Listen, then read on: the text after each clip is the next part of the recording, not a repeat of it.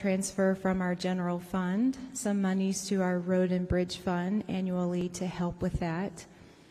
But I do want to say that as far as the iStats go, the information that is requested is damages to primary residents and then also agricultural losses.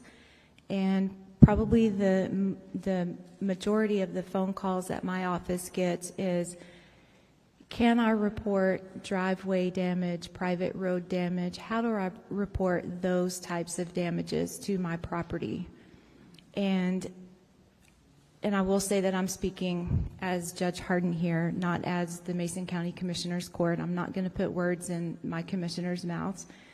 I am grateful that we have the ability to go up to that 8% on the tax rate, but to tax our citizens in a desperate time of need on top of a debt rate that we're currently having to impose on them just doesn't feel right. It's something that we do want to avoid if at all cost. Lane Carter, Tom Green County. Even though we're a county of more of a urban rural, 128,000 people of Tom Green County, it still is a never-ending struggle to stay on top of the economic drive that keeps us afloat. We do house a county jail that can house 570 inmates. We house 4 district courts and 2 court at laws, so the court sector of our county is very vast, and that keeps up the majority amount of whatever our tax base is going towards, along with our sheriff's office and a large IT budget. So we're always in efforts to make sure that we can stay afloat on that to where we can lower our tax rate incrementally ever so often. We push the PSTAT and the PA declaration as hard as possible. That way we did not have to potentially push towards that 8%. It's not looking like we will. Like we said, we're all in our budget cycle at this time. So we're blessed in Tom Green County for that. But one thing I wanted to tap on that I believe Judge Corbin mentioned earlier was the regionalization. Judge Foley is the only one not in our Council of Governments, but borders us. Our Council of Governments, it's such a tight-knit, what do you need group of county judges and commissioners that our director and the assistant director are always talking with us of what's the next step for the region, not specifically what's the next step for your individual counties. So we look out for each other out there in rural West Texas. I'm proud to serve with everybody here, and we'll continue to look out for it. But yes, to answer that question, we push the PA declaration, the PSTAT entries through TDM. That way, Tom Green County specifically would not have to potentially increase over the voter approval rate. Well, thank you. I want to echo, I too want to express my gratitude to each one of you judges for the job you do for your counties.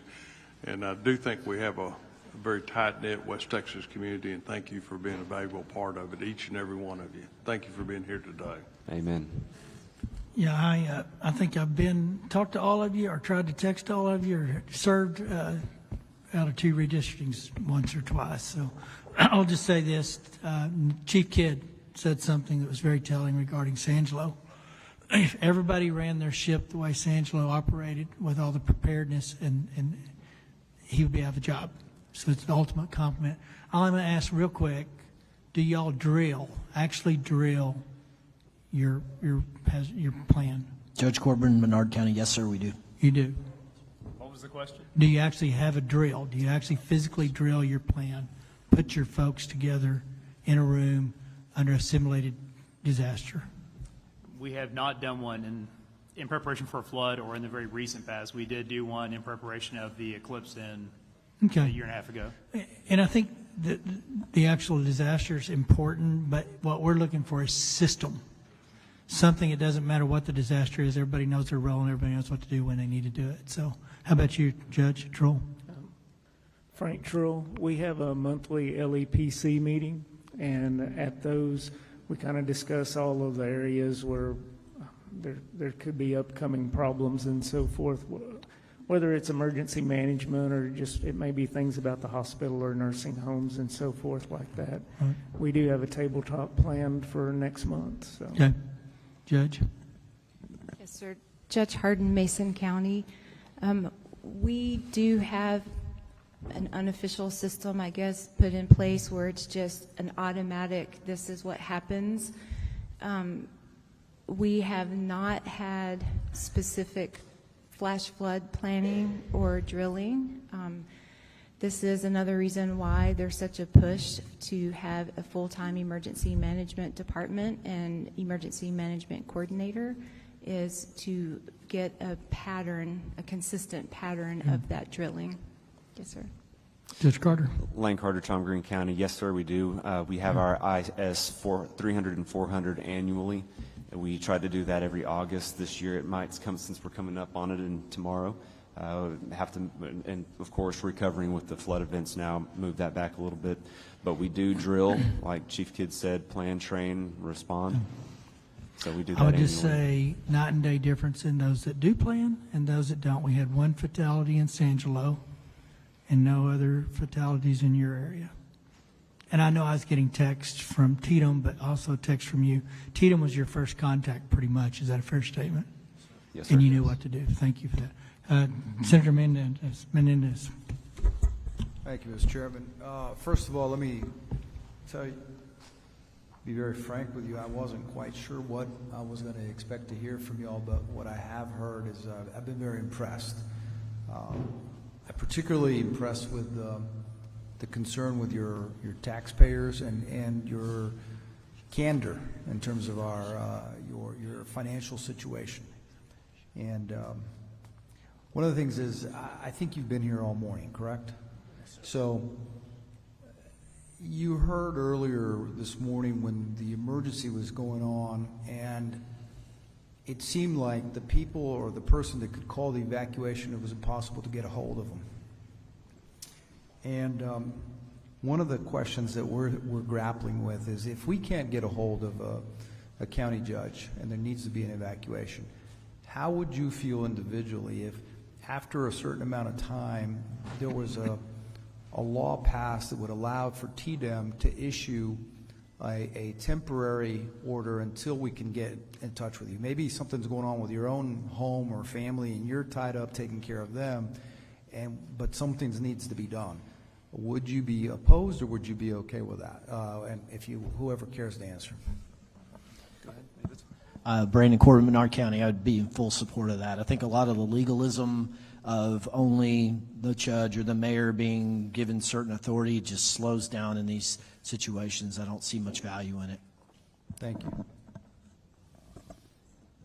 I think I feel a little different than that Jody Foley, Santa County. If I was unable to respond, I would rather have it within our plan than we do now. Is either my EMC steps up to that next level or maybe even our sheriffs, depending on how we laid that out. I'd like somebody local making that decision.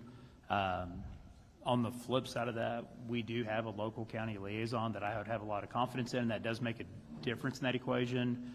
But to me, I don't want to make a decision based on a person versus a generic position. Sure. So I would not want to allow the authority in the county to transfer over to the state as long as we can make that decision. Now, maybe down the line they become one of those answers because they were, and I'll say this, I'm not TDEM was fantastic during this. I can't say enough. I can't tell you the amount of resources that showed up on our doorstep in a blink of an eye, and every bit of that was coordinated through TDEM. Chief Kidd reached out personally to check on us, and it was just, I don't know where to start or stop. We had everything we needed from them. Let me reassure you that no one's looking to usurp your authority. It's just what if we can't reach you type situation, kind of like what we experienced just recently, and someone needed to be able to answer and be in charge. And so if for whatever reason you're physically indisposed, something happened, the emergency, a terrible tornado, whatever, and it's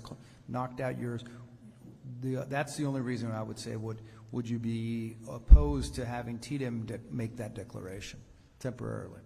Well, and in my mind, I'm not worried about the usurping. My thought is I'd like to see that as a set plan, and I think every county should say, okay, if I'm out, who's number 2, who's number 3, and at some point in time, TDM should be in that list. I would not have an issue with that, but I would like to have somewhat control within the county to start with, knowing they're boots on the ground, they're there seeing it happening. That makes sense.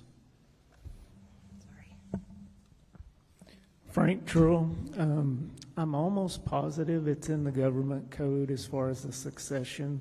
If a county judge is unable to fulfill some of his duties, then it defers to the senior member of the Commissioner's Court, I believe. I'd have to double check, but it seems like I've had this conversation with some of our TDM representatives simply because I'm without an emergency management coordinator right now. Okay. I'm taking that role, and that was part of our concern. If something happened to me, who would be next? And Exactly. I believe that's accurate, but I would definitely have to look that up for you. Understood.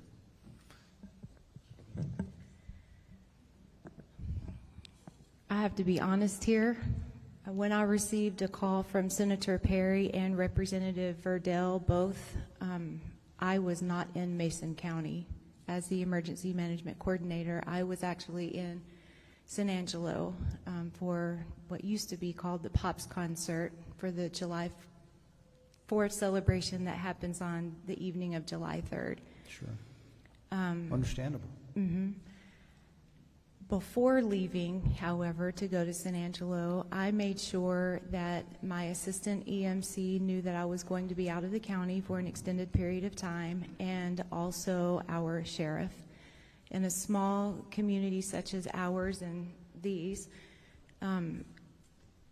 you just form those tight-knit relationships and you work so well together. It's almost second nature. You read each other, you know each other. And so I had full confidence in my assistant EMC and obviously the Mason County Sheriff's Department that should the flood watch turn into a warning, they would be completely capable of executing our plan. We do make sure that we keep the Form 147 updated, which is the tool that TDM uses to know how to contact the EMC, the assistant EMC, the mayor, the succession that has been mentioned here. And we work so incredibly closely with TDM as well that it's almost as if they're automatically part of our team. Chief Baxter could have called out my assistant EMC and they could have worked flawlessly together in this incident. So I think it's that building of the relationship and knowing how each member of the emergency management team operates and having confidence in one another. I agree, and I appreciate that, but I think legally, only the county judge can call for an evacuation. That is correct, yes. And that's where the question that I'm asking. I'm sorry, I did not That's okay. comprehend that you were asking that, but Yeah, yes, sir. That's the sort of the point that when some folks have said, you know, well, what if that evacuation was necessary or some order given that it can only be done by the judge? And that's where I was asking. So Yes, sir. I appreciate your answer, though. Yes, sir. Lane Carter, Tom Green County. You're absolutely right. The judge or the mayor, I believe. Yeah, correct. In a Or municipality. the mayor, the judge can step in if the mayor is absent or failing to for the prevention of loss of life. Right. You can come in and order an evacuation. Right. I think the conversations may need to happen if there is an absence of both. Who does step in? I have a full trust of what my judge pro tem at the Commissioner's Court would be able to handle. Whether we initiate the conversations is the sheriff involved? Absolutely. These are conversations that can definitely be had through legislation. Yeah. And at what point does it get last resort to Sure. the TDM director? Last question. I think on both ends, I've heard you talked about regionalism, and all of you have expressed how well you work closely together and how you help each other, and especially because of the great need. recently I've been hearing that it's very easy for you guys, elected officials, to come down to the Capitol and spend time to talk to us. I was just curious, are you guys members of an association that helps you sort of get your word out, represent you at the Capitol? Absolutely. Texas Association of Counties. Is that a valuable representation? 100%. I appreciate that. Thank you. We would, it would be detrimental if we did not It have would be them. detrimental not to have it. Tomorrow, we'll be voting on that tomorrow. Thank you. I hope Thank you, guys. consider Thank you for keeping- being here. I don't think we have anybody. I've got Do you? one. I'm sorry, Chairman. I've got one for Judge Harden. Just a point of clarification. I think I heard you say when it came to emergency management, you had taken all the required training. What are you Sir. required to do? Because it's my understanding you're really not required to do anything, even though statutorily you're in charge of emergency management. I believe, sir, that as the emergency management director, by default, just by being the county judge, Right. and then possibly the emergency management coordinator as well, I would be required to take the ICS classes, 100, 200, 700, 800, which are all online, and then courses 300 and 400, which are in person. And the reason I ask is the testimony we heard last week from Chief Kidd was that many county judges, because you're not required to take it, and I mean, it's very proactive of you, and you know, I'm sure your county appreciates it, but one of the things that we're looking at is actually requiring judges and mayors to take this training, because statutorily there's nothing that forces you to do it, and you know, not all 254 counties are created equally, and I have 19 counties in my district, and I work with 19 judges, and most of them are just like you. They're all small counties. They all face financial challenges, but they take their emergency management position serious. There are others that do not. So if that was a statutory, you've already taken it. Yes, Does sir. it offend you if it's a statutory requirement? No, sir. That's all Can- I need to know. Can Thank I you. Yes, sir. comment on that? As we are required to take the Open Meetings Act, I believe as the emergency management director of a county, especially a larger county, should be required to have at least some of the trainings of the 300, 400, 700 classes. If you wouldn't mind, when you give you gave me written testimony, but we've asked panelists all day, to submit those things to our offices. If there's specific trainings that you've taken that you think every judge should take, I'd love to see some recommendations. And it's a 2-day course. Thank you. Thank you. All right, anybody else? Thank you, guys, for being here. Thank Thank you. you for hanging in there with us, and good testimony and good county judges. Thank you all You do very a lot. much. Thank you, sir. Appreciate Thank you you guys. for reaching out that day, too, as well. All right, we're going to go back to 8, public panel. Eric S. Cooper, Jacob Torres, Mike Richards, Janice Riley, Lieutenant Pete Chambers, yeah. Ryan Pape, Ron Lehrman, Kathleen Brinklin.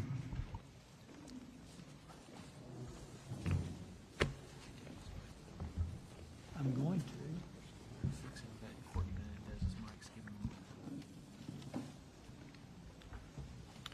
A little technical treatment there. I got Kathleen Brinkman. Is that you? Nope. Ron Lehrman? Nope. Ryan Pape? Pape? Nope. Pete Chambers. Okay, got Pete Chambers. Janice Riley. Got Janice Riley. Mike Richards. Jacob Torres. Last call, Eric Cooper.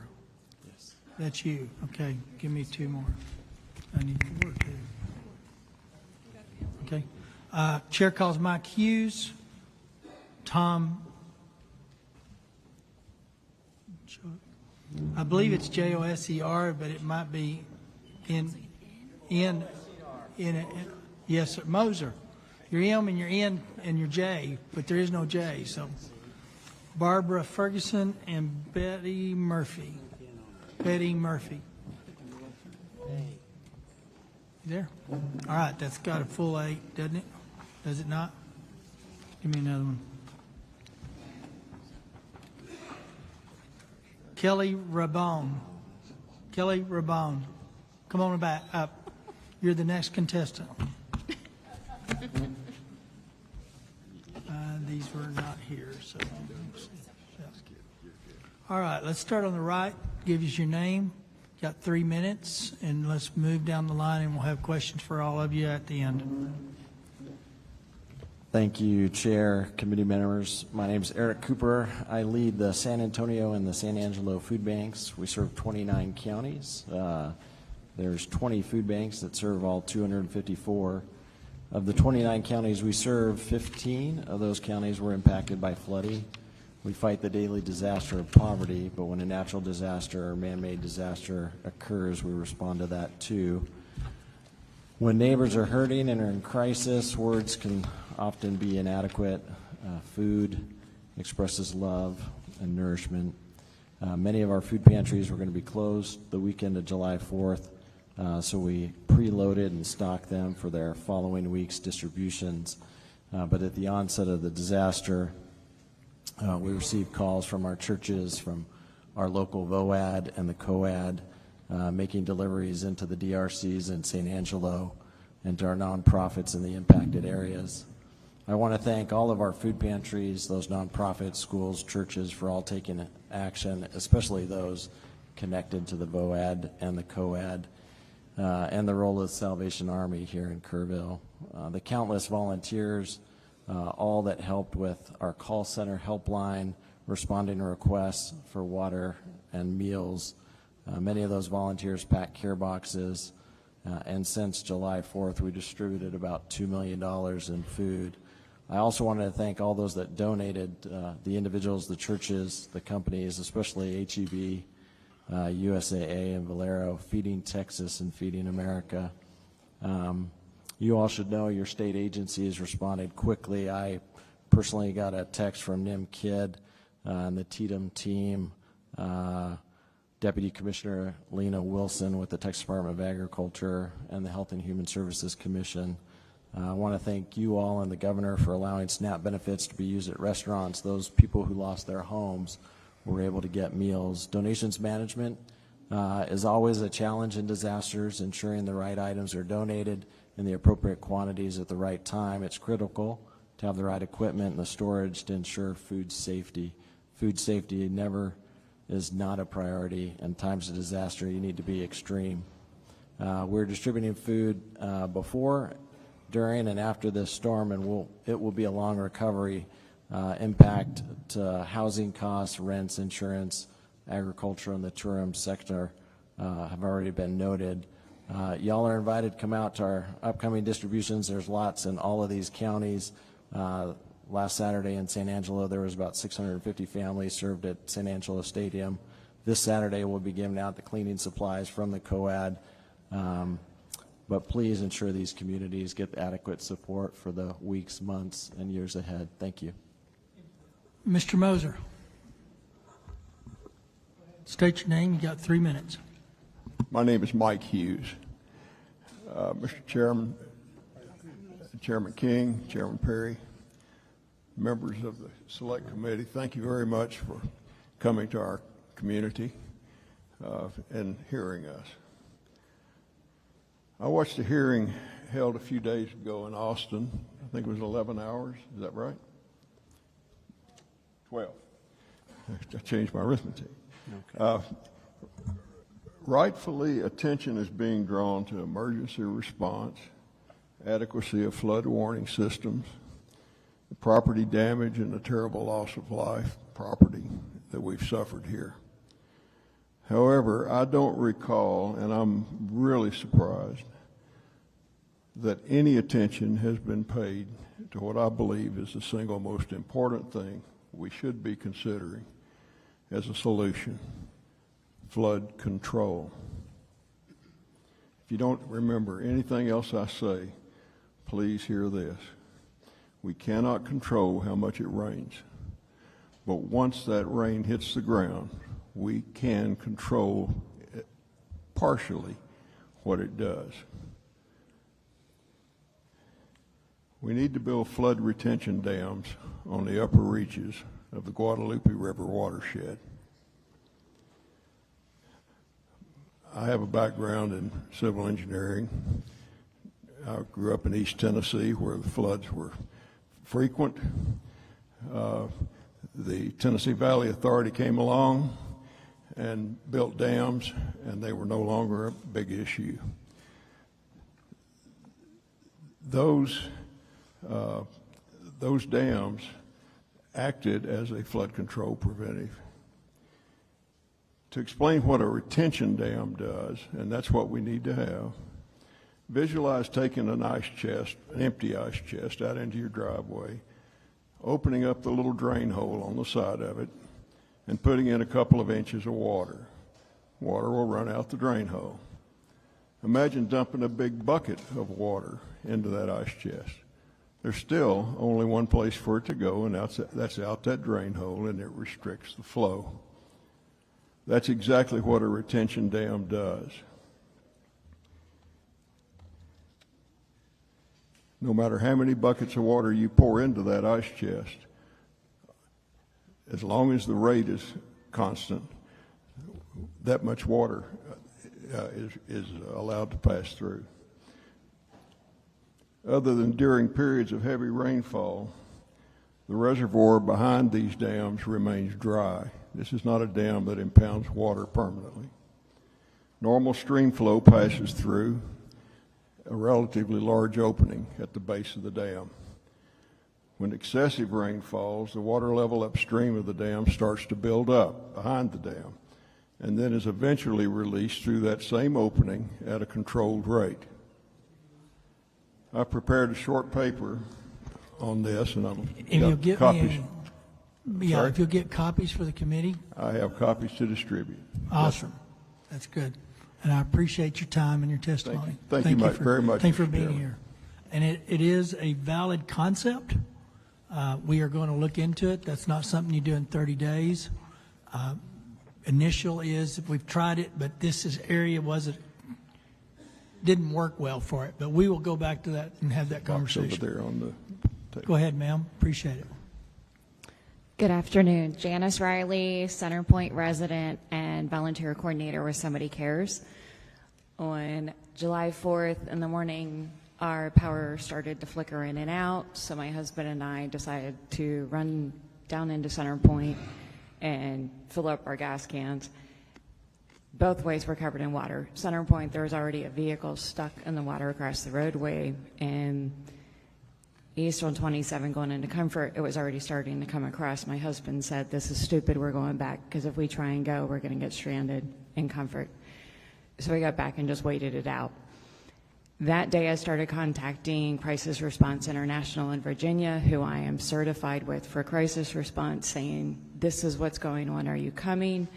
They responded, left from Virginia on Sunday, got here on Monday, connected with Hunt Fire Department, and we've been deployed in Bumblebee Hills ever since, working in there. And they left on Saturday the 18th after working with multiple other disaster relief organizations to get the entire community mucked out, and we're now rebuilding. So we have several homes that are already up drywall, and we're getting painting and moving towards getting them back in their homes. I mean, they've already been traumatized, and one of the key things now is to get them back in their homes. We have an individual who is a World War II veteran, 98 years old, who's been displaced out of his home, and he's been told he's in the flood relief area, floodplain, and now we can't rebuild until he gets permission, permit, something to say, okay, yeah, you're now permitted to rebuild. And he's been in this home for years. So I'm just standing up for World War II vets, saying, can we please get this guy back in his house? And what do we need to do to make that happen? My second point is, in case of a disaster, I've been working with bunches of disaster relief organizations for the last 3 weeks. It's managed chaos. If we could have a Texas website that activates upon a disaster. I don't care if it's Houston, El Paso, or the Panhandle, that activates and then says, hey, if you want to come help us, all the information you need to know is here, because we still have people showing up wanting to do search and rescue and wanting to do buck out, and that's done. We now need to do other things. So if we could get that information out to these volunteers that want to help, that it's organized, because the thing that I have seen from day one is just what help is needed, where is it needed, and I mean, we had friends up in San Saba and Leander begging for help, and honestly, we were overwhelmed with help here. Thank you. Thank you. Go ahead, ma'am. Good afternoon. My name is Kelly Raybon, and I am a mom from Houston, and Representative Johnson, I am one of your constituents. So on July 4th, I got the text that is every parent's worst nightmare, that my sons were caught in the Hill Country flood at Camp La Junta. I raced to Kerrville to learn that my 7-year-old, who just finished kindergarten, Brock, had survived only because his brave teenage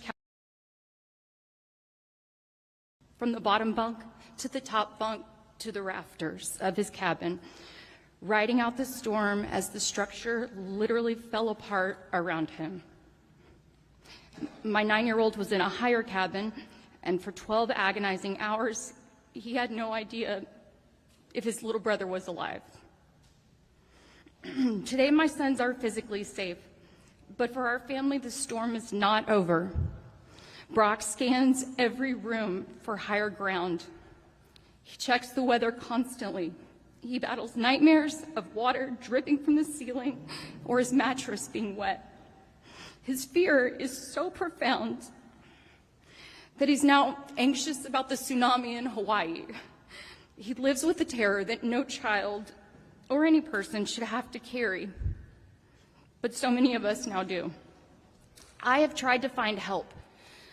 I've asked the camp. I've asked FEMA. The answer is the same. Sorry, we don't know what to tell you. You're in Houston. While Texans are showing up for each other in extraordinary ways, and the people here are just phenomenal, I shouldn't have to rely on a Facebook group of volunteers to find trauma care for my children. I'm a former journalist, and I understand how politics work, and I pray that these hearings are more than just for show, because every day that we just focus on political posturing instead of people is another day that families like mine are falling through the cracks. And as Representative Moody noted last week, we are better than this. Please remember that this disaster impacted families from every corner of Texas. I pray that this beautiful community gets every resource it needs to rebuild, but do not forget the thousands of us who were just visiting, who are now weathering the storm alone from outside the disaster zone. So today I have a couple of simple urgent requests. First, release the emergency funds for the recovery now. It seems obvious, but apparently it's still hung up. Second, make mental health care a central funded part of the state's official disaster response. That means creating a system to identify who is impacted and proactively providing them with care, no matter where in Texas or beyond they call home. If they were here, they need help. And third, after hearing about the camp emergency plans or lack thereof, please address that. That should be mandatory and frankly published on every camp's website for the public to view, not just in an office somewhere. My sons didn't ask for this tragedy, but as their mom and a lifelong Texan, I am firmly asking for your help.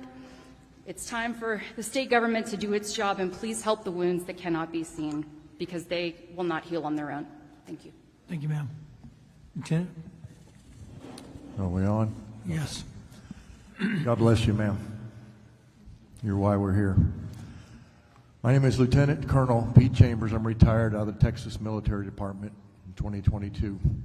I served 39 years in my nation, for my nation, the last 8 blessed to serve Texas in the Texas National Guard.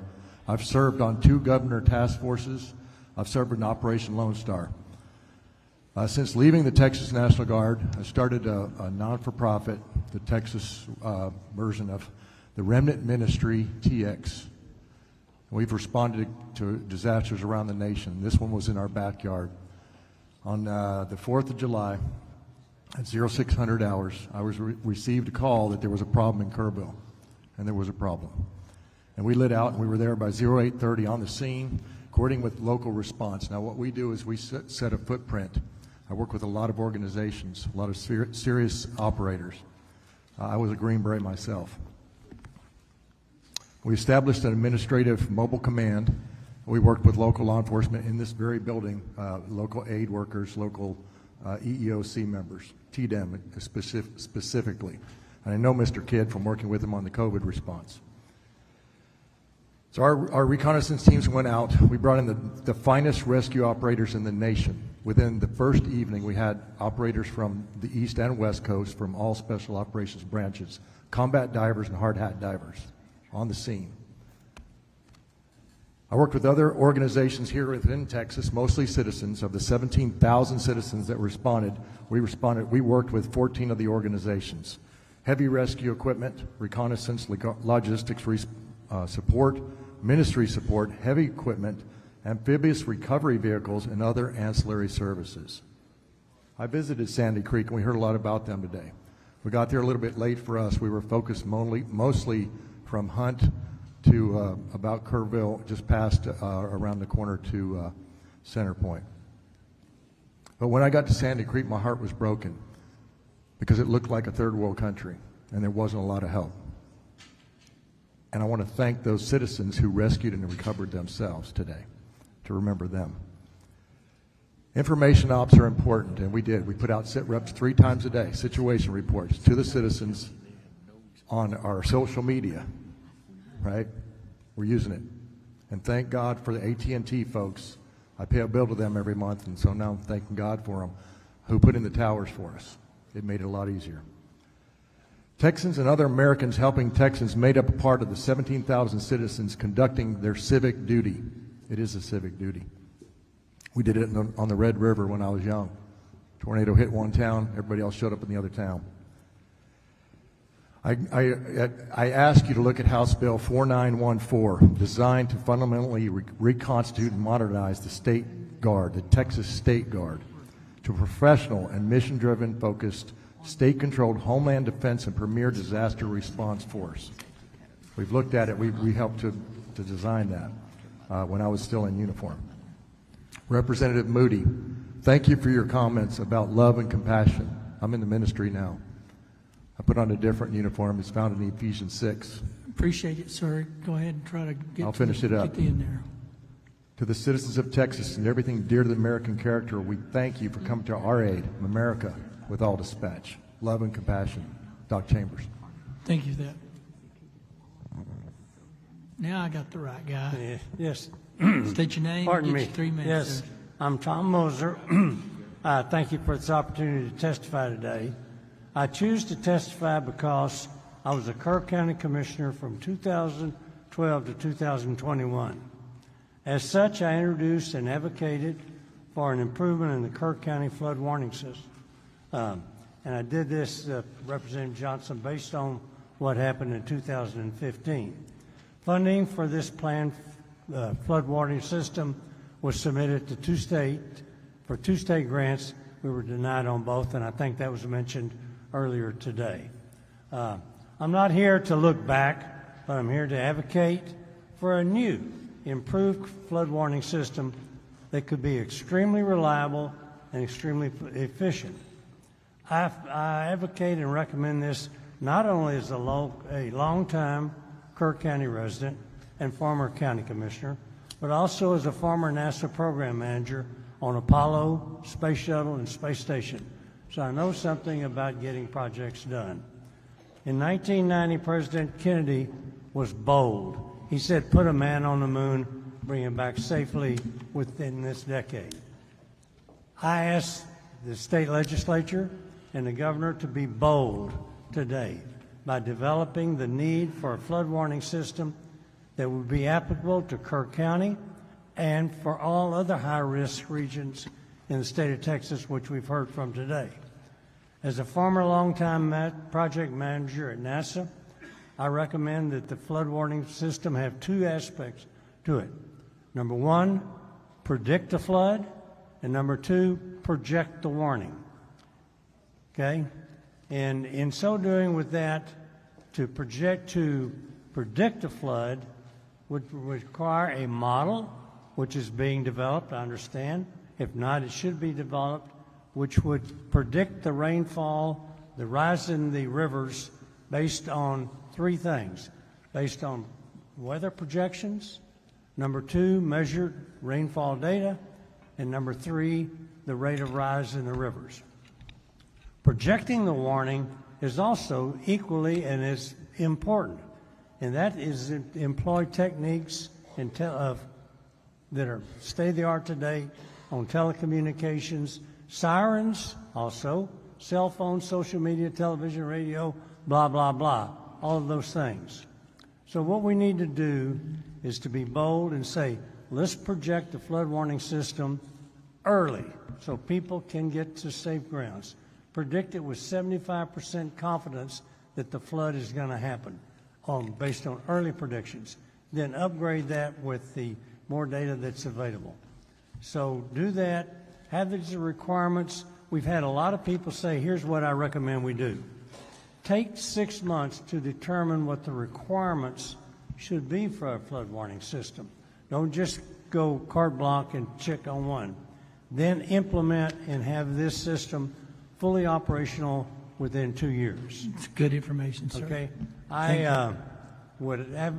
have the experience and would do pro bono to help do this any way that I can. We've gotten Thank a lot you. of help today. We may take you up on it. We got Thank your you. name and number. Go ahead, ma'am. Hello, hello. My name's Barbara Ferguson. I'm a Kerr County resident, and one of the things that occurred to me is we've listened to testimony from Austin and here today as well. Our cell phone coverage across the state in rural areas is sadly lacking. I also spend time on a ranch in Kerr County. We have no cell service there, and I'm just one of the many across this state that are in a location where there is no one to call because there's no way to call. And that happened up in the Hunt area. Until we improve that, we can't institute a kind of warning system that Mr. Moser just talked about. We've got to improve our cell service. The FCC, it seems like, was charged the cell phone companies decades ago to implement coverage in rural areas, and those promises they made have never come to fruition. We have to do something to force cell phone companies to provide to rural areas. I also think a better opt-in and out choices on cell phones. I turn my cell phone alerts off because they go off constantly. I turn my phone off at night and I sleep. Now, if I lived in a flood-prone area, I'd probably leave it on. But we've got to do better in not having the cry wolf syndrome. So we've got to come up with some options for people. One additional thing is the loss of electricity in rural areas is common during storms. The implication this would have on sirens needs to be considered. What are our options there? How effective would they be in a storm given the loss of electricity? And Hunt lost electricity. Finally, to perhaps clarify what appeared to be a misunderstanding in your first committee hearing in Austin, earlier today, UGRA is not tasked with emergency operations. It protects the headwaters and some 30 miles of our river, not only for the benefit of Kerr County, but for all the counties in the beautiful Guadalupe River flow.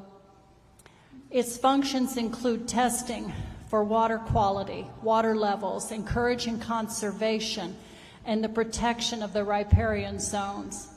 It protects our river that all of Texas benefits from.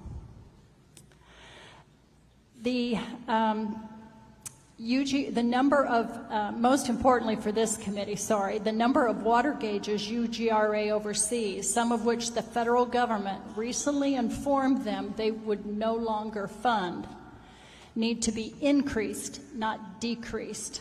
we're facing a possible reduction in the number of gauges that feed information to the National Weather Service. That cannot be allowed to happen. In fact, having additional gauges higher up the river and on tributaries may help the National Weather Service issue earlier and more accurate Thank you for your warnings. testimony. Sir? Just please state your name, and you've got 3 minutes. Yeah, my name's Mike Richards, and I've got a ranch in Bandera, and I've got land in Center Point. And I received a call from my daughter that lives on the land in Center Point on the next morning after the flood. And she said there was a dead guy, you know, by her house. And so I got over there, and you know, we recovered a total of 10 people on my property. And there's so many different things that are wrong. For instance, FEMA sucks, you know. FEMA needs to be abolished, period. Kerrville and Kerr County, all through this, I mean, we just quit searching Saturday. All through this whole thing, people would call them from different cities and say, hey man, y'all need to come up. No, we're full, you know, we don't need it. Well, they should have said we're full, but call Hunt or call Center Point, you know, but don't just turn people away, because like I say, we just quit searching Saturday. And as far as the state goes, well, let me tell you about the state. I think the state involvement, as far as I'm concerned, is pathetic, and I'll tell you why. After we found that one body, I went down to a part of my property and I started looking at the drifts, you know, the debris. And it was 30 and 40 foot high, and 50 and 100 foot long, all of them down the river. I said, well, I can't touch it with the equipment I have, so I'm going to call around and get an excavator, see if I can rent one. And I started calling around, nothing. About 10 minutes later, some guy calls me on the phone. He says, is this Mike Richards? Yeah, and I don't know who it was, but he says, I got these excavators, I got dozers, I got anything you need. We're sitting up here in a parking lot near Kerrville. I said, well, dude, bring it on, you know, I need it, you know. And he called me back in 5 minutes. He says, no, the state's not going to let me do it. What the hell, you know, come on, why is the state not want? Well, this river authority says this law. I said, I ain't worried about no laws, man. I'll break them if you bring the equipment over here just to go out and look for these people, you know. And it's this river authority, and then they started talking about burning. I said, I'm not talking about burning. I'm talking about finding bodies, you know. And it goes on and on and on about this stupid clam in the water and stuff, you know. So, and it shouldn't be. Sir, you'll have to kind of wrap up your thoughts. Huh? Wrap up your thoughts. It's been 3 minutes, so just kind of wrap up your thoughts. Well, my time's up? It's up, but if you want to finish your thought, just go ahead and finish. I mean, we kind of understand what you're talking about and saying, but if you want to finish a final thought, go ahead and finish it out. It's just, well, here's, I say that to say this. It was 2 days before I got some help. And it was not from the state, not from the government.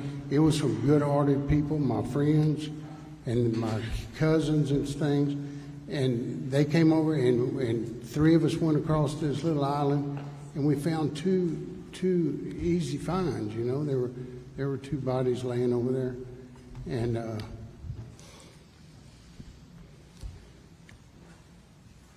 you know, one of them had been bleeding, and that indicates that, you know, he was alive when he got there. But I wish I'd had the opportunity to find him. But all these bullshit laws and stuff, everybody's got, do this, do that, you can't do this, can't. No, whenever it comes to finding bodies out there, dude, all that crap needs to go to the wayside. Sir, I appreciate it. I understand there's bureaucracy that gets in the way of people trying to do good work, and that's one of our charges, to try to bring it back. So I appreciate you testifying and appreciate what you did. All right, members, questions? Senator Kokors. Thank you so much.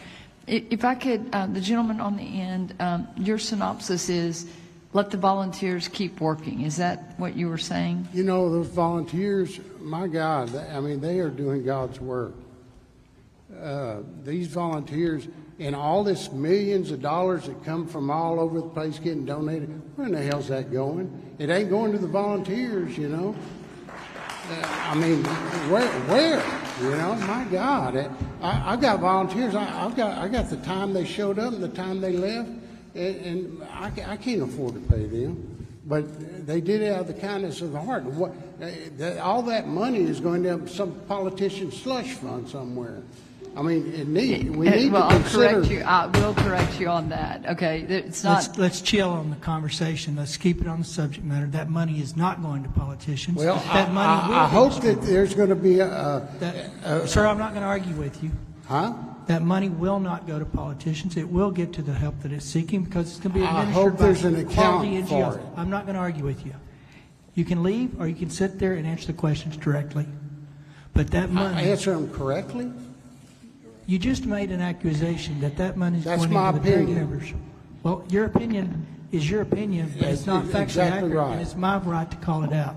This is an NGO, and I can name you about 100 NGOs that are looking for paychecks. I don't know what an NGO is, but there is a... Non-governmental entities and nonprofits are not getting paid to do this work, and they're doing a yeoman's job. By definition, a volunteer is not expecting a pay. Period. And so hopefully most of that money I've been aware of is going back to individual assistance, helping to rebuild some homes in the areas that I'm talking to. But we're not going to have the conversation when you start calling politicians out. I will say, and let me conclude, one of the things we talked about in the last hearing was I've had constituents who came from Senate District 18 to volunteer here, and they were discouraged when they were told that they no longer, by state officials, or that they were no longer needed. And we're going to work through that. That's part of this process of how you organize volunteers and how you utilize them. So thank you for your testimony. To the mom of the La Junta boys, I'm sorry, I don't remember your name or didn't write it down. Kelly Raybon. Kelly, I got, you gave us 3 recommendations. I got number 2, which is proactively help with mental health, and then the last, which is something I'm working on actually right now, on the part of the health and safety code on evacuation plans for flooding, especially if a camp is in a floodplain. So that's already being worked on. But what was your number 1 recommendation? Was just regarding emergency funding. It's my understanding that there's still funding that's held up at the state level that has not been released. Okay. And then finally, about your son, I'm going to meet you at the back of the room with the representative from Health and Human Services, and we're going to get you on the right track on that. So I'll meet you right back there as soon as this is over. Thank you very much. And I'm not alone. There's lots and lots and lots of others out there who have these same questions. And my goal here today is hopefully we can all make it easier for people to get the information that they need and deserve. I'm Chair of Health and Human Services in the Texas Senate and honored to serve in that role. And we have lots of resources, and we're going to make sure that we get better about telling people how to get those. So thank you so much for being here today. Thank you, Mr. Chairman. Representative Verdell. Thank you, Chairman King. Appreciate it. Mike, we met, I think, on day 2. I just want you to know I did reference some people to your property to try to help you out, and I'm glad that you're here today. You being there. You actually care. I know it's been very hard on you. You care a lot about your property, and I'm sorry for what you're having to go through. And I hope that someday you can enjoy the property again, like you've known it before. I know it's going to be tough to get to, But I just want you to know, we do care for you, and I understand where you're coming from with what you're saying. To the others on the committee, or the panel, Barbara, Tom, Doc, Kelly. All right, you're working at Bumblebee Inns, right? You've been helping out at Bumblebee Inns. Yeah, Am I Janice saying that Riley, right? I live in Yes, Center ma'am. Point. Yeah. And then I apologize, I've forgotten y'all's two names, but I just want to say, yes, sir. Yeah, I want to say thank y'all for all of y'all's help in the community. I know that y'all have helped in each way you can.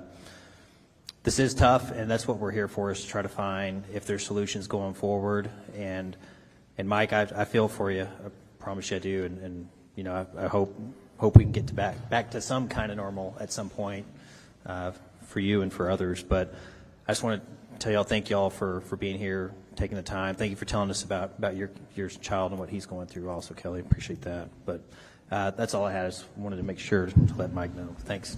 Senator Hinojosa. Thank you, Chairman, and thank you to the panelists.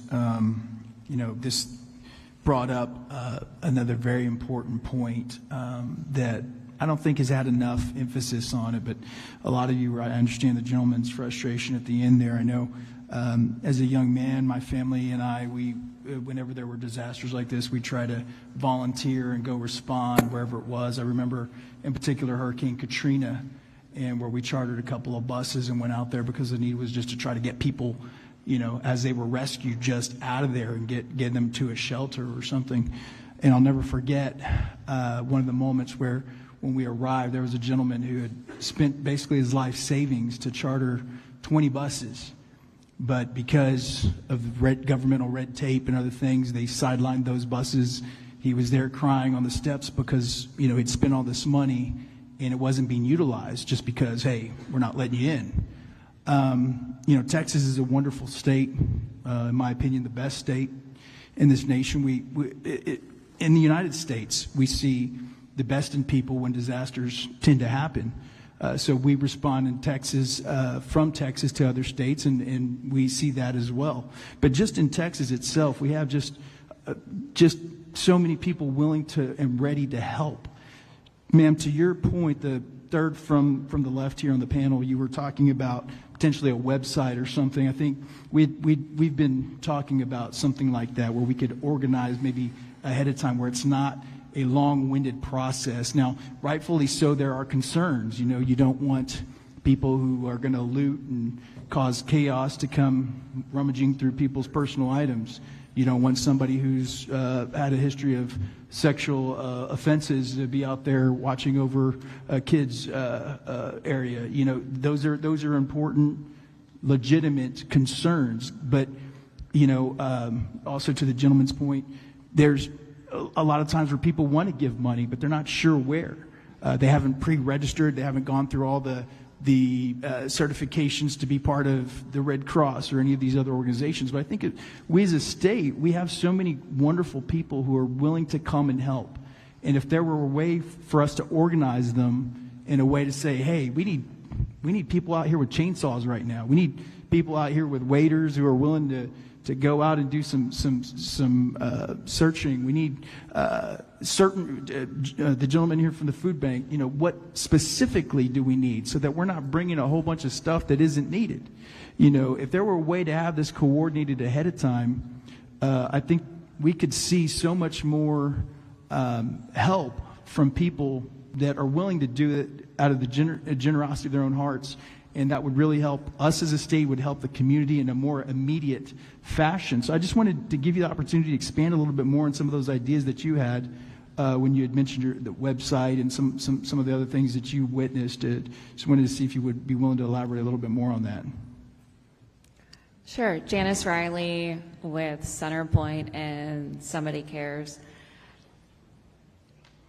I think it's a great question that there's so many thoughts to this.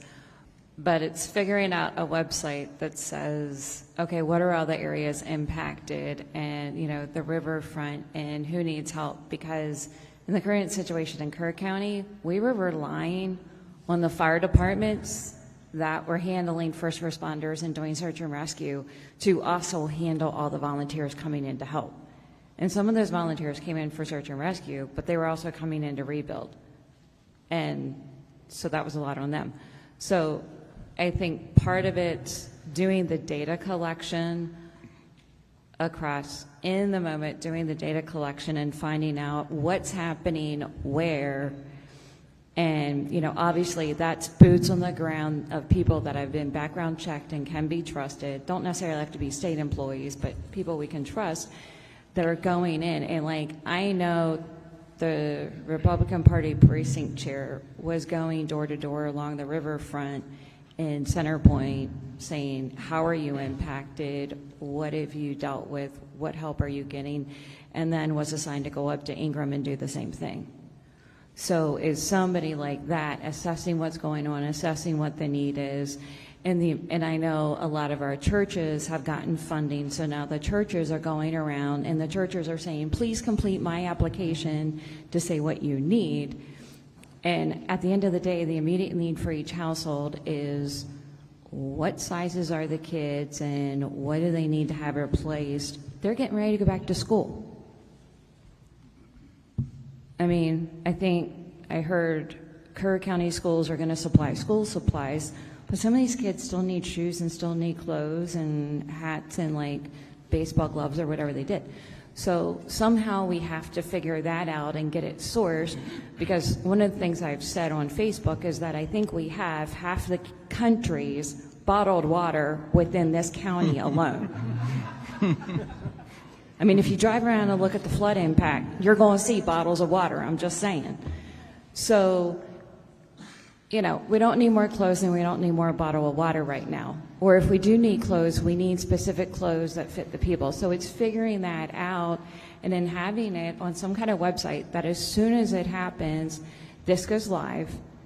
And then there's committees and a task force activated to get the data.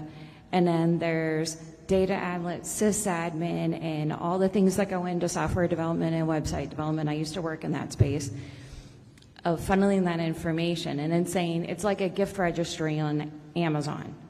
When the need's met, it's taken off the list and said fulfilled. So we don't keep getting more of it. Or, you know, wait and it'll come back around and we'll need more. But, and then also as far as what volunteer hours are needed, I had somebody show up to work with Operation Blessing at Bumblebee Hills, and Operation Blessing pulled out last Saturday. She showed up Monday from Arizona, flew in for the entire week to help with either search and rescue or muck out. All that work in Bumblebee Hills is already done, and sorry, like they've canceled that. So she's like, okay, what do I do now? Because we don't have the central form. So I know it's hurting cats. Well, I don't know a lot about technology, but I know that technology can sure help in this way. As a small business owner, the difference between a website and then, you know, having the benefits of an app that can actually send a notification. Maybe people, you know, a state-sanctioned app where they know it's official. They know that it's any money donated is going to the right place. Any you know,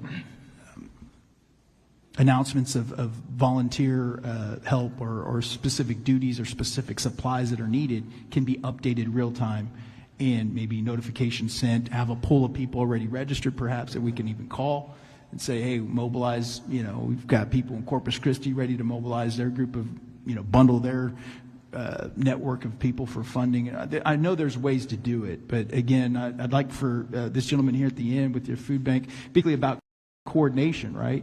So if you had somebody on the ground coordinating, I know there's various groups that have expertise. The gentleman with the food bank, I'd like for you to chime in as well, but for that, for example, that can be coordinated into what is needed, I'm assuming. Can I say something? If you don't mind, let me allow him to answer, and then we can allow you to have some comments on that. Yeah, I think there's a huge opportunity just to get information out and help people understand what resources are available. For many of the established churches and nonprofits, Representative Darby, I think, pointed out COAD in the Concho Valley area is the community organizations aiding in disaster. In kind of the San Antonio area, it's called VOAD, same organization, it's just volunteer organizations aiding in disaster. And that becomes a communication hub of all the organizations that are doing work. And so if someone has a need or surplus, if it's access to neighbors that were impacted, then people can shift resources, those organizations can shift resources. If someone has a surplus of volunteers, then those volunteers could be shifted to other organizations that might need them. And so just being a part of an organization where you can get access to communication is hard.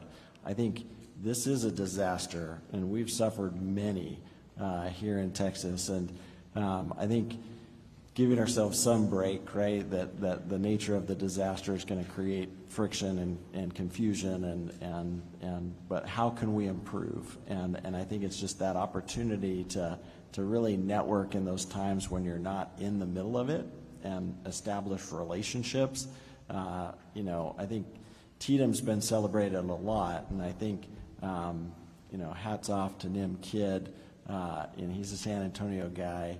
And during Katrina, I mean, we forged those relationships. And I think the consistency of the players in the space, doing what you say you're going to do, acting with integrity, we're stewarding widows' mites that have blessed the people that were impacted by this disaster, and we will ensure that those resources are given to those impacted by this disaster. And so the community trust, but nobody wants to waste people's time. And when there's inefficiencies of food that goes bad or people's time is wasted, that's what we need to be figuring out how to get tighter. There are some websites, I just don't want to plug, you know, there's a lot of people competing for the space on kind of volunteer management and all of that kind of stuff, but those vehicles exist today, but there's, you know, politics on which one gets used or not used, but showing up and being a part of a community and the communication, I think, brings some efficiencies, and we saw that in the San Angelo area.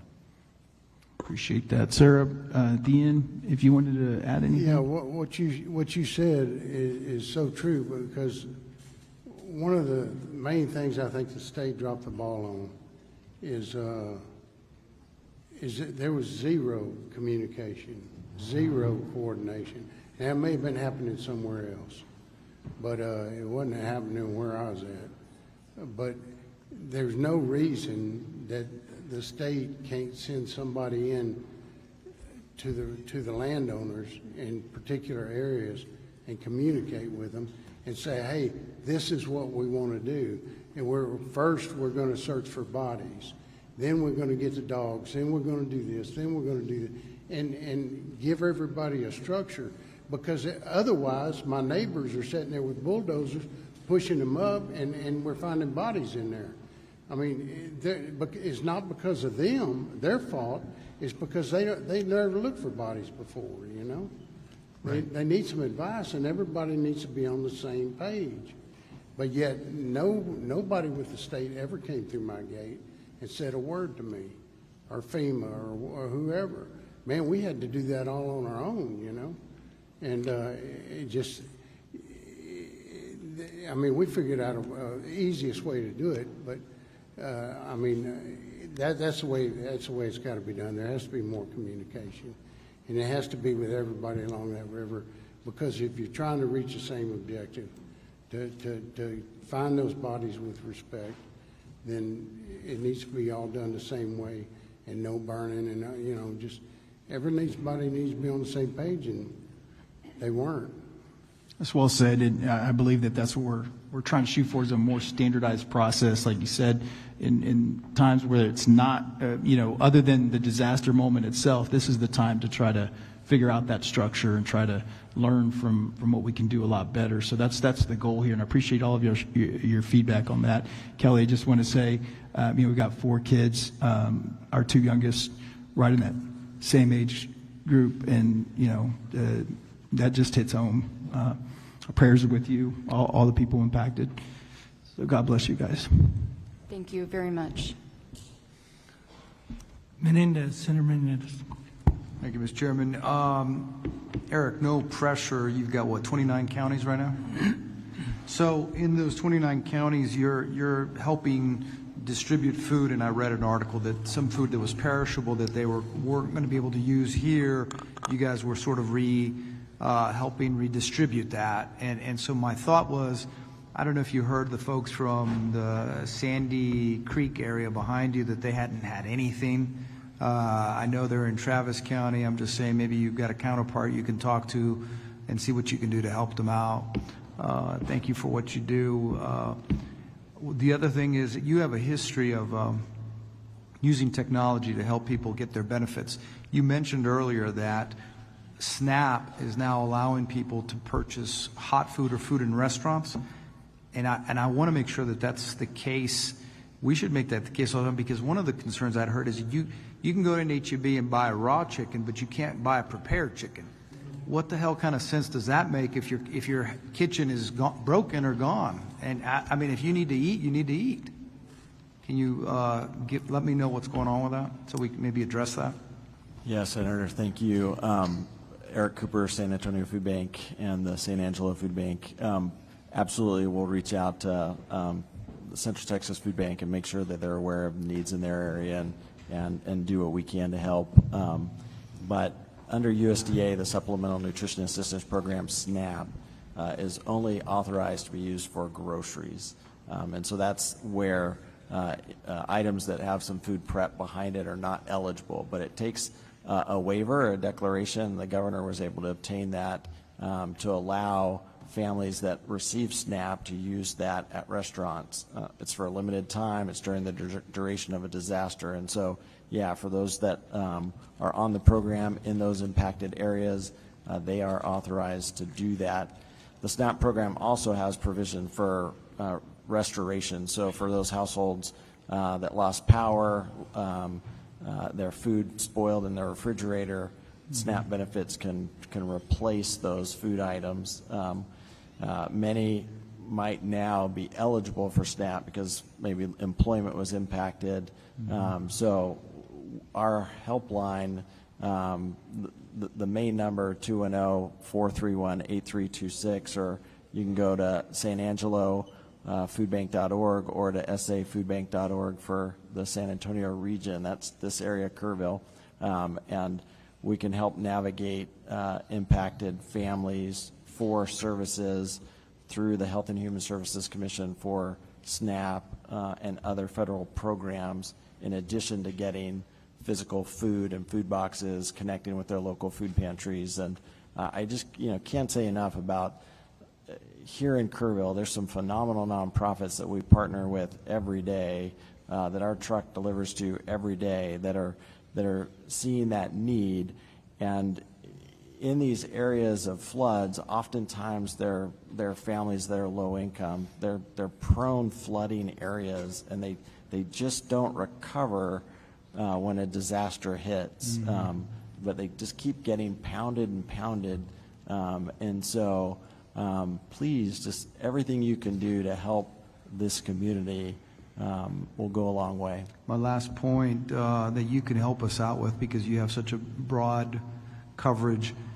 We've heard earlier that the focus is on Kerrville because it's the focus is everyone knows about the floodings in Kerrville, but Hunt, Ingram, Centerpoint, I mean, it's a region that's impacted, and we need to make sure Sandy Creek, it's a region that's been impacted, that we need to make sure they get the things they need. And so the focus is great that we have one here, but we have to address the whole region. Thank you. Thank you, Mr. Chairman. Senator Betancourt. Thank you, Chairman Perry. For the guys my age, two quick questions. The TVA analogy is a good one. It's a little less, here in this watershed, maybe less macro, maybe more micro, so I'm looking forward to the paper. Is there one key recommendation that you had? Do it soon and do it and think big. These structures need to be quite large to be effective. They need to have a lot of storage area. they're going to cost a lot of money. Yes. Typically, U.S. Army Corps of Engineers is the source for that, not only the funds, but the Well, and construction. the key structure on the river is the Canyon Dam right now. Yeah. That prevents flooding downstream, but I appreciate the analogy. Thank And you to very my Apollo manager over here. Yes, sir. Gene Kranz is supposedly has said that failure is not an option. Now, apparently he didn't say it, but the attitude pervaded the Apollo program. And so you've come up with two really good points, but I'm going to ask the tough question. I want to know, as a commissioner, you submitted 2 state of Texas grants in 16 and 17. What were they, and why did the state turn you down? They were for $1 million, okay, based on an engineering study that we performed. And the first one, I believe, was for Tatum, okay, and it was the grant purpose was primarily for flood mitigation, but we went in as a flood warning system, and it was not approved. And the second one, I don't know exactly, I don't remember which one it was, but it was part of the Hurricane Harvey. It was a Harvey. Yeah, the Hurricane Harvey containment. funding that made some grants available, and so we're not successful on both of those. And you don't know the reason why? Or what was Commissioner Roser, what was the stated reason? I don't remember that. GrantWorks was working with us to apply for those grants, and I could provide that to you, but I don't know it right now. I'll find that out. I think Kelly might be old enough to remember Harvey. But And my oldest son does, and my youngest was a baby, but he still hears about it all the time. I mean, and aftershocks from the derecho and Hurricane Beryl, too. right, well, that's exactly my world back in H-Town. So, but God bless you. Someday those stories will be told over and over again too. All right, and I hope they help people save lives in the future. Thank you all. To my food bank, do you know if the center here with all the local state resource hookups and the federal is still open? I believe it still is. Do you know? That's really more of a Kerrville. There is another facility here that's got the ability to tap into Medicaid, SNAPs, federal programming, and all of those other assets available. Yes, sir. So we do have staff in the area that are doing that and will continue to be in the area. It's actually a location where we consolidated all of those resources from the state and federal in one room, one building. I believe they're still operational, and I think they pretty much stay until nobody else is coming in. So I should know where that location is, but it's local. It's here somewhere if someone knows. I'm pretty sure it's still open, but it had all of those state resources and federal resources at the time. Something as I need to get my driver's license because it got lost in the flood. I needed to know how to get my passport renewed because it got lost in the flood, and all of those little things like that, birth certificates and stuff. So that was one resource stop shop. I believe it's still available today, but if I'm wrong, I'm wrong. But I think they told me they would be here a while, so that's good. I need to call back, and I apologize, sir, in that I kind of snapped at you there, but you were coming at it. But here's what I'm protecting. My local church out of Lubbock, Texas, gave $50,000 to, I imagine, the foundation or something down here. So the last thing I want to do is have a donor community believe that those monies are not going to be spent well. It's not fair to them, and it's not fair to the people that are going to get that money. So it's just one of those things we've got to protect because we've got good-hearted, kind-hearted people doing the right thing. And there are legitimate places to put that money so that it's not at risk of being scammed, and there's a process to distribute. In my history with disasters, it ends up going to small businesses to make their payrolls and keep their lights on for a while. It goes to individual assistance. I will give you one example. Samaritan's Purse is currently staying in San Angelo till the end of August, and they're rebuilding houses today, because San Angelo had it organized where they had mudded out and debris was gone in less than a week. So they're literally putting up sheetrock today. So it's those organizations that have boots on the ground that can deliver services that should be paid those dollars, and ultimately they do. I will say this, for those local foundations and United Ways and the like that have received a lot of dollars, I think the donor intended that to be a pass-through. and not administratively shaved off. So to your point, I appreciate where you were coming from, but we don't want to send a message that your money are going to go somewhere other than it was intended to. And that's really where I came from. So I didn't mean to jump, but when you made that blanket statement, it was kind of like everybody that's given $1 is now going to have a heartsick feeling today. No, it's not that, man. I'm just so burned out on these people that have given so much.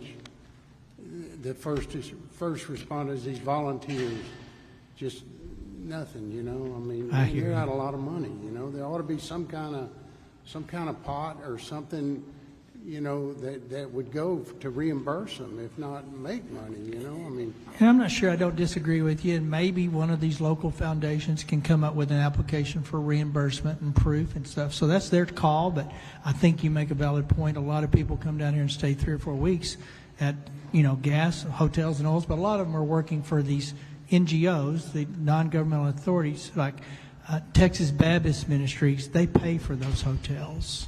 So there's a lot of good stuff going on out there, but to your point, those guys that just showed up to try to help you, maybe somewhere in this mix of reimbursement process. To Senator Hanosa's project, part of our task was to come up with a volunteer coordinating system so that when we do get people standing in line wanting to help, we're not having them cause more harm. We are vetting them to make sure they don't have a criminal record that could cause harm if they're filtering through stuff. And so we're trying to get it all under one umbrella here and move forward. So, Mr. Chairman, before they go, Representative Verdell had a final comment. Yeah, thank you, Chairman. Just wanted to address this for you, Mike. I had the same concerns you did about the money that's being donated and where it's going, and social media has a lot of those same questions too. And so I've talked to some of the people associated with the foundation and another foundation, and it's my understanding that the volunteer fire departments have received a very generous donation from. So let's take Community Foundation, for example, where a lot of the money is going to. My understanding is that the VFDs, and I don't want to say the number publicly because I don't know if it's supposed to be public, but there's a lot of money that's come into the Community Foundation, and they've given so far a pretty good chunk of that out, and those VFDs came out. They received very good compensation donation. I don't know how to say that exactly, but it is there. And I talked to someone with a different foundation that's helping, and I appreciate you, Senator Perry, Chairman Perry, for mentioning Samaritan's Purse.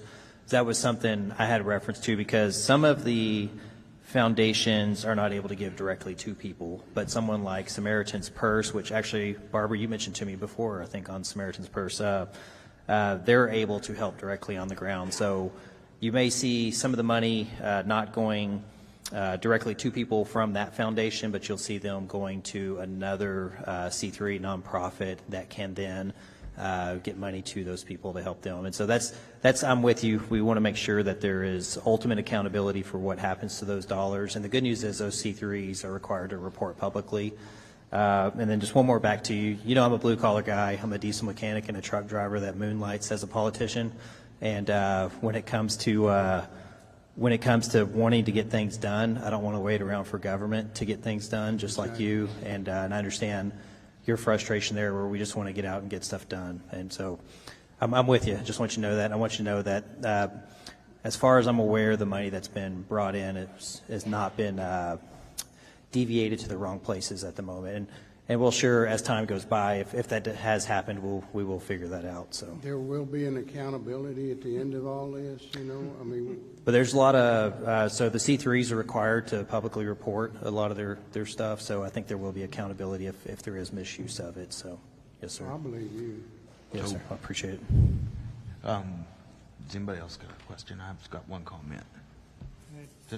So to you volunteers, particularly you, ma'am, talking about your bottled water comment struck me because I've been through multiple disasters, and you're right. The first thing to come is bottled water and clothes. And what I always try to tell people and the volunteers, the ones that truly get missed out on the thank you, because you have the disaster, you have the recovery from the disaster, but nobody talks about those that stay back to recover from the recovery. And that's its own disaster, much smaller, no loss of life, we hope, but it's particularly in a small community. And there are state resources that help with those things. AgriLife.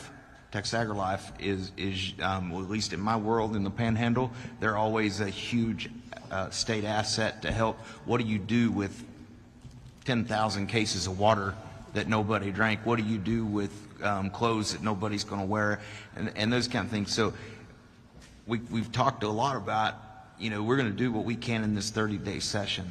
The work to mitigate the next flood will go well into next session, but you are going to have resources to get your town cleaned up and recover from the recovery.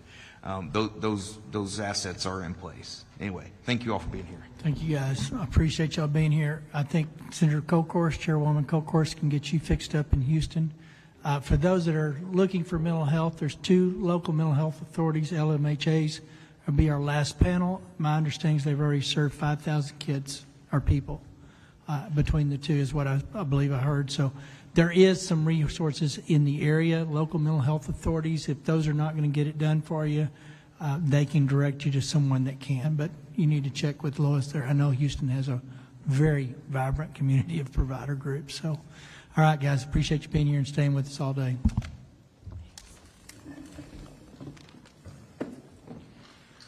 All right, I'm going to go to the third panel. Judge Andy Brown of Travis County, Judge Stephen Snell of Williamson County, Chief Valerie Frustro of City of San Antonio, Brian Wilson of Burnett County.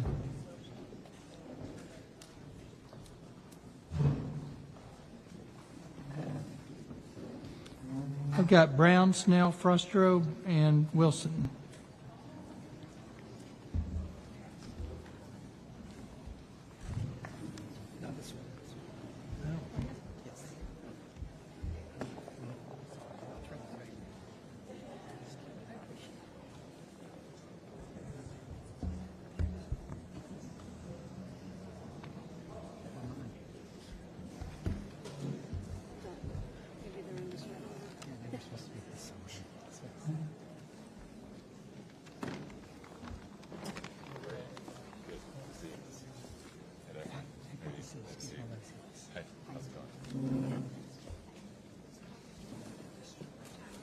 Yes.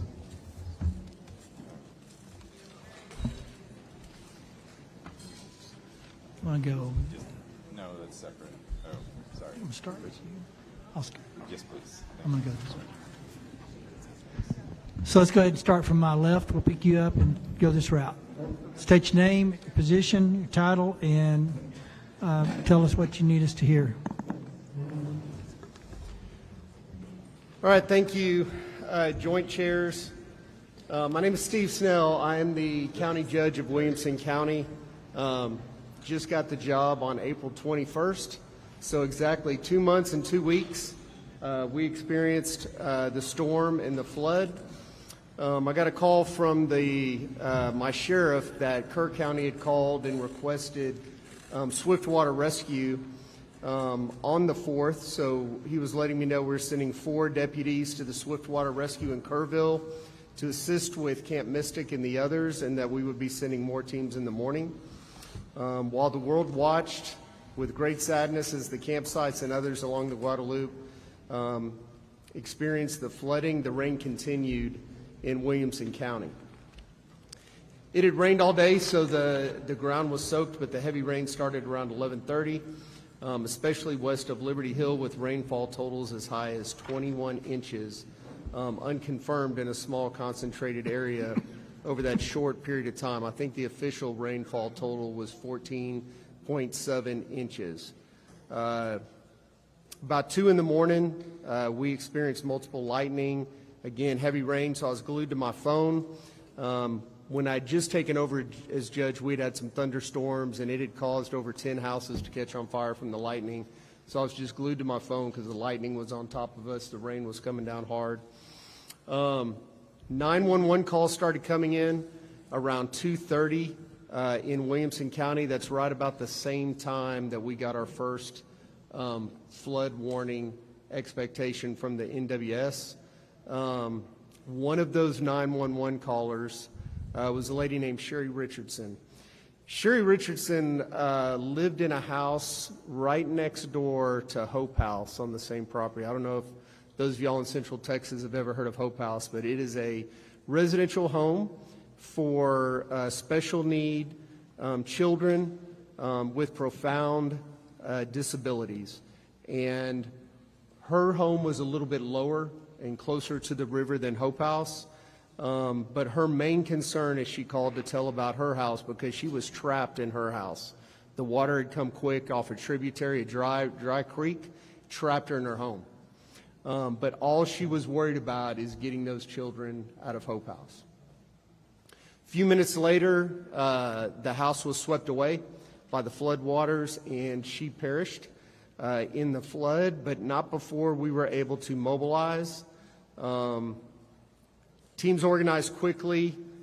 Camp Mabry sent a Black Hawk helicopter with the Texas Military Department, Division of the State Guard headed towards Liberty Hill, and we were able to evacuate and rescue all 13 children that were residents and 3 nighttime workers from the home, thanks to the pleading of, in the 911 call, of Sherry Richardson.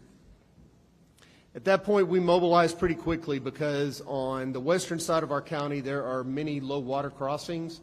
So we not only had our sheriff and EMS, but we had road and bridge out, putting out barricades, blocking off where we know the low water crossings are. Simultaneously, we had the sheriff's office and we had EMS, and we even had help from the Georgetown City Police going to the east side where we have known low water areas. So we have 2 RV parks that are always underwater every time it floods a little bit. We were actually able to go door to door and get everybody out, and a few RVs out in time before the floodwaters got too high. Those are just a few examples of the heroism that took place in the hours of that storm, the night and into the next day. Many lives were saved in Williamson County by the quick and decisive actions of the Williamson County Emergency Services Team, county fire departments, and city police.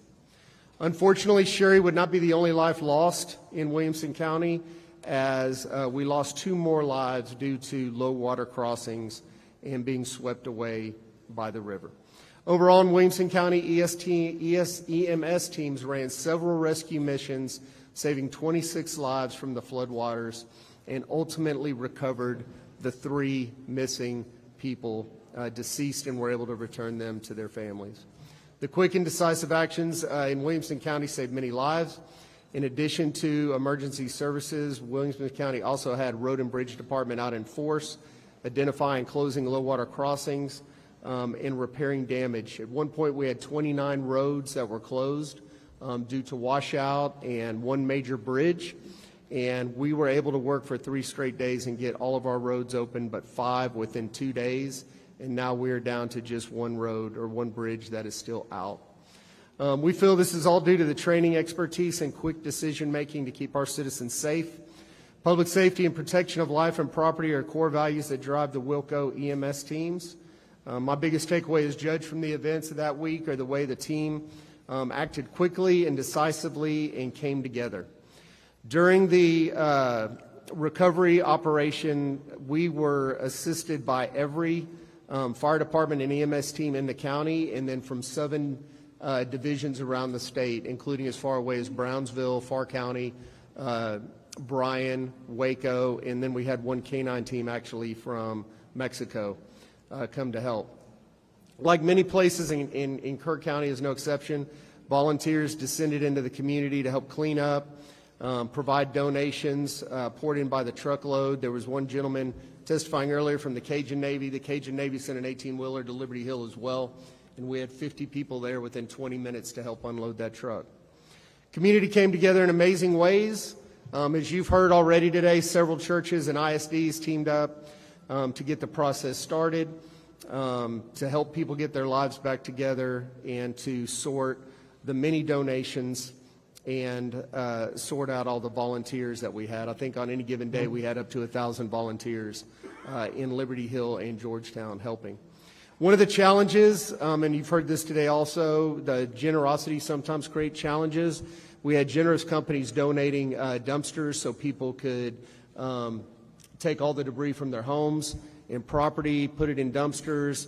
They even offered free delivery back to the landfill, but the biggest challenge is the landfill wouldn't take it, and if they would take it, it was about $1,000. So we were able to hold a emergency commissioners court that week, and thanks to the support of the commissioners, we were able to get money released from the county to give citizens vouchers that have been vetted through our disaster services and also the cities of Liberty Hill, Georgetown, Hope House, and a woman's shelter, some dumpsters, so to help them in the recovery process. Wilco Communications team was excellent as well. We continually communicated with our citizens on the many things, the many services we had, especially as we set up the MARC and the Disaster Recovery Center. The values of Texas, especially as you've seen in Central Texas, we've really shined bright during this dark time as we've showed up to help each other, and many businesses have stepped up to help, of course, HEB being a great one as well. I feel Williamson County was very fortunate. Although we had severe flooding, we do not have the same challenges that Kerr County had with the amount of vacationers on our river. Our geography really doesn't allow for that. So although we did have 73 properties that were either heavily damaged or destroyed, our geography helped save a lot of lives as well. But one of the challenges of the geography is getting in the river to clean up the debris, and I'll talk about that in a minute. Want to thank the many first responders, volunteers, and those who donated. One thing I want to say about the first responders, and I know I saw that when I came to Kerr County, you always worry that as they're responding to the disaster, that we're very fortunate that all of our first responders return to base each night. So want to thank my elected officials. They were very active, Colonel Wilson and Senator Schwartner, very active. I know Senator Flores as well. Haven't gotten to know you that well yet, but very active, very hands-on, wanted to know how you could help, so I appreciate that. And thank the governor for getting us, doing what he could to get us the federal declaration. Also want to thank Nim Kidd and Blair Walsh. Once life slowed down a little bit in Williamson County, Representative Wilson and I were able to come here to this site and get some hands-on training. I believe we spent 4 to 5 hours here seeing how a mass casualty event works. In the event we would never need it. Hopefully we never will, but if it does happen, Williamson County is much more prepared, and I am well prepared. So then again, you know, we're all connected. We all come out to help each other. So just grateful for all the help that Williamson County has gotten, and the fact that we had 2 TDEM employees set up with us at the county from the get-go was very, very helpful to us as well. One of the things you asked us to do is talk about areas to help. Obviously, for the St. Gabriel River, we need help from the state in cleaning up that river. I think our emergency total for the county is $25 million.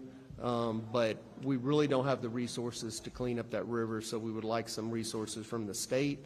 One thing that I think is important, Williamson County is about 700,000 people, and we have a lot of resources to do a lot of great things. We have an incredible team with a lot of experience and expertise. We also have some cities in Georgetown, Round Rock, that have the resources to handle emergencies as well. But half the county is still rural, and we still have small towns, and they have the same challenges that Kerrville and some of the areas around here have. So they don't have the resources. So looking at that, a way to pool resources, a way to help the rural areas, not only of our county, but all of Texas, no matter what the emergency is, I think could help us all. Judge, you need to kind of wrap it up. I will. I'll wrap it up right now. Thank you very much. Yeah. The other thing I've heard is on sirens and alert systems. So in Central Texas and Williamson County, we have several sirens, Georgetown and Gerald in particular, for tornadoes. And they're designed for people who are outside, not necessarily inside. And when that alarm sounds, people are trained to go inside and seek shelter. A flood of this magnitude or a flash flood would garner a different response. So talking to the mayors in Williamson County, some new technology that would incorporate either different types of sirens or maybe a voice command along with the siren that lets people know what to do. Like it's a flood, seek higher ground. It's this, do this. I think that would go a long way, and I know you have many experts that can help you out with that. Committee, thank you so much for inviting me and giving me an opportunity. And you reminded me to say it a while ago. Somebody asked when the electricity goes off, Lubbock spent $1 million for 45 sirens, mainly tornado, and they've all got a battery supply on them. So that's how you get around electricity being out. All right, thank you, Chairman. Next judge. Thank you. My name is Brian Wilson. Greetings, Chairman Perry and Chairman King. I really appreciate the opportunity to be here, senators and representatives. I am the Burnett County Judge. I was appointed in March, just a few weeks before Judge Snell. So today, I apologize. I got called kind of late last night, so I didn't have all the preparation time until 11:30 last night at the courthouse. But I'll do the best I can and leave room for you to ask me questions. For us, the story began on July 4th when we heard about Kerr County, and my wife and I were praying and just heartbroken over what was going on, and it was just so devastating. And we went to bed that night. It had been a little bit of rain. We've been in about 4 years of drought over there in Burnett County, and remember waking up about 3:30 to some just amazing downpour and lightning. And my wife asked me, "Oh, you think the cows are going to be okay?" And I said, "Yeah, most of them are up on the hill, so don't worry about it." So we only had 2 heifers down at the house where there's a chance of flooding. But by 5 o'clock, I got my first call. The emergency management coordinator said that it was really starting to cause problems, and that we were getting dispatch calls, and I should start to head in. And of course, I'm trapped between the 2 forks of the San Gabriel, the North Fork and the Russell Fork, which is just a couple hundred yards from my house. And sure enough, at first break of day, the water was already up to my driveway, which is more than 150 yards away from. So there was no way I was going anywhere for a few hours. So I stayed in contact with the Emergency Operations Center, and then got into town about 10 o'clock and went straight to the courthouse and did my disaster declaration.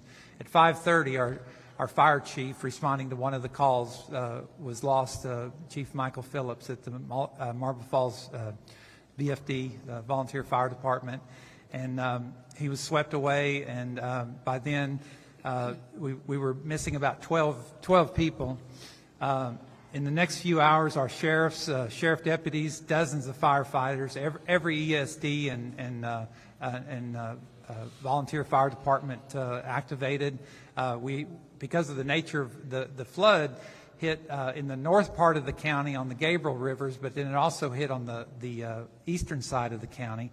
So basically the part in 2018 that was flooded along the river, along the Colorado River, was pretty much untouched. There was a little bit of, one guy said his boat got ruined crushed in his dock or whatever, but other than that, I heard no stories, anything. And same with the south side in Precinct 4.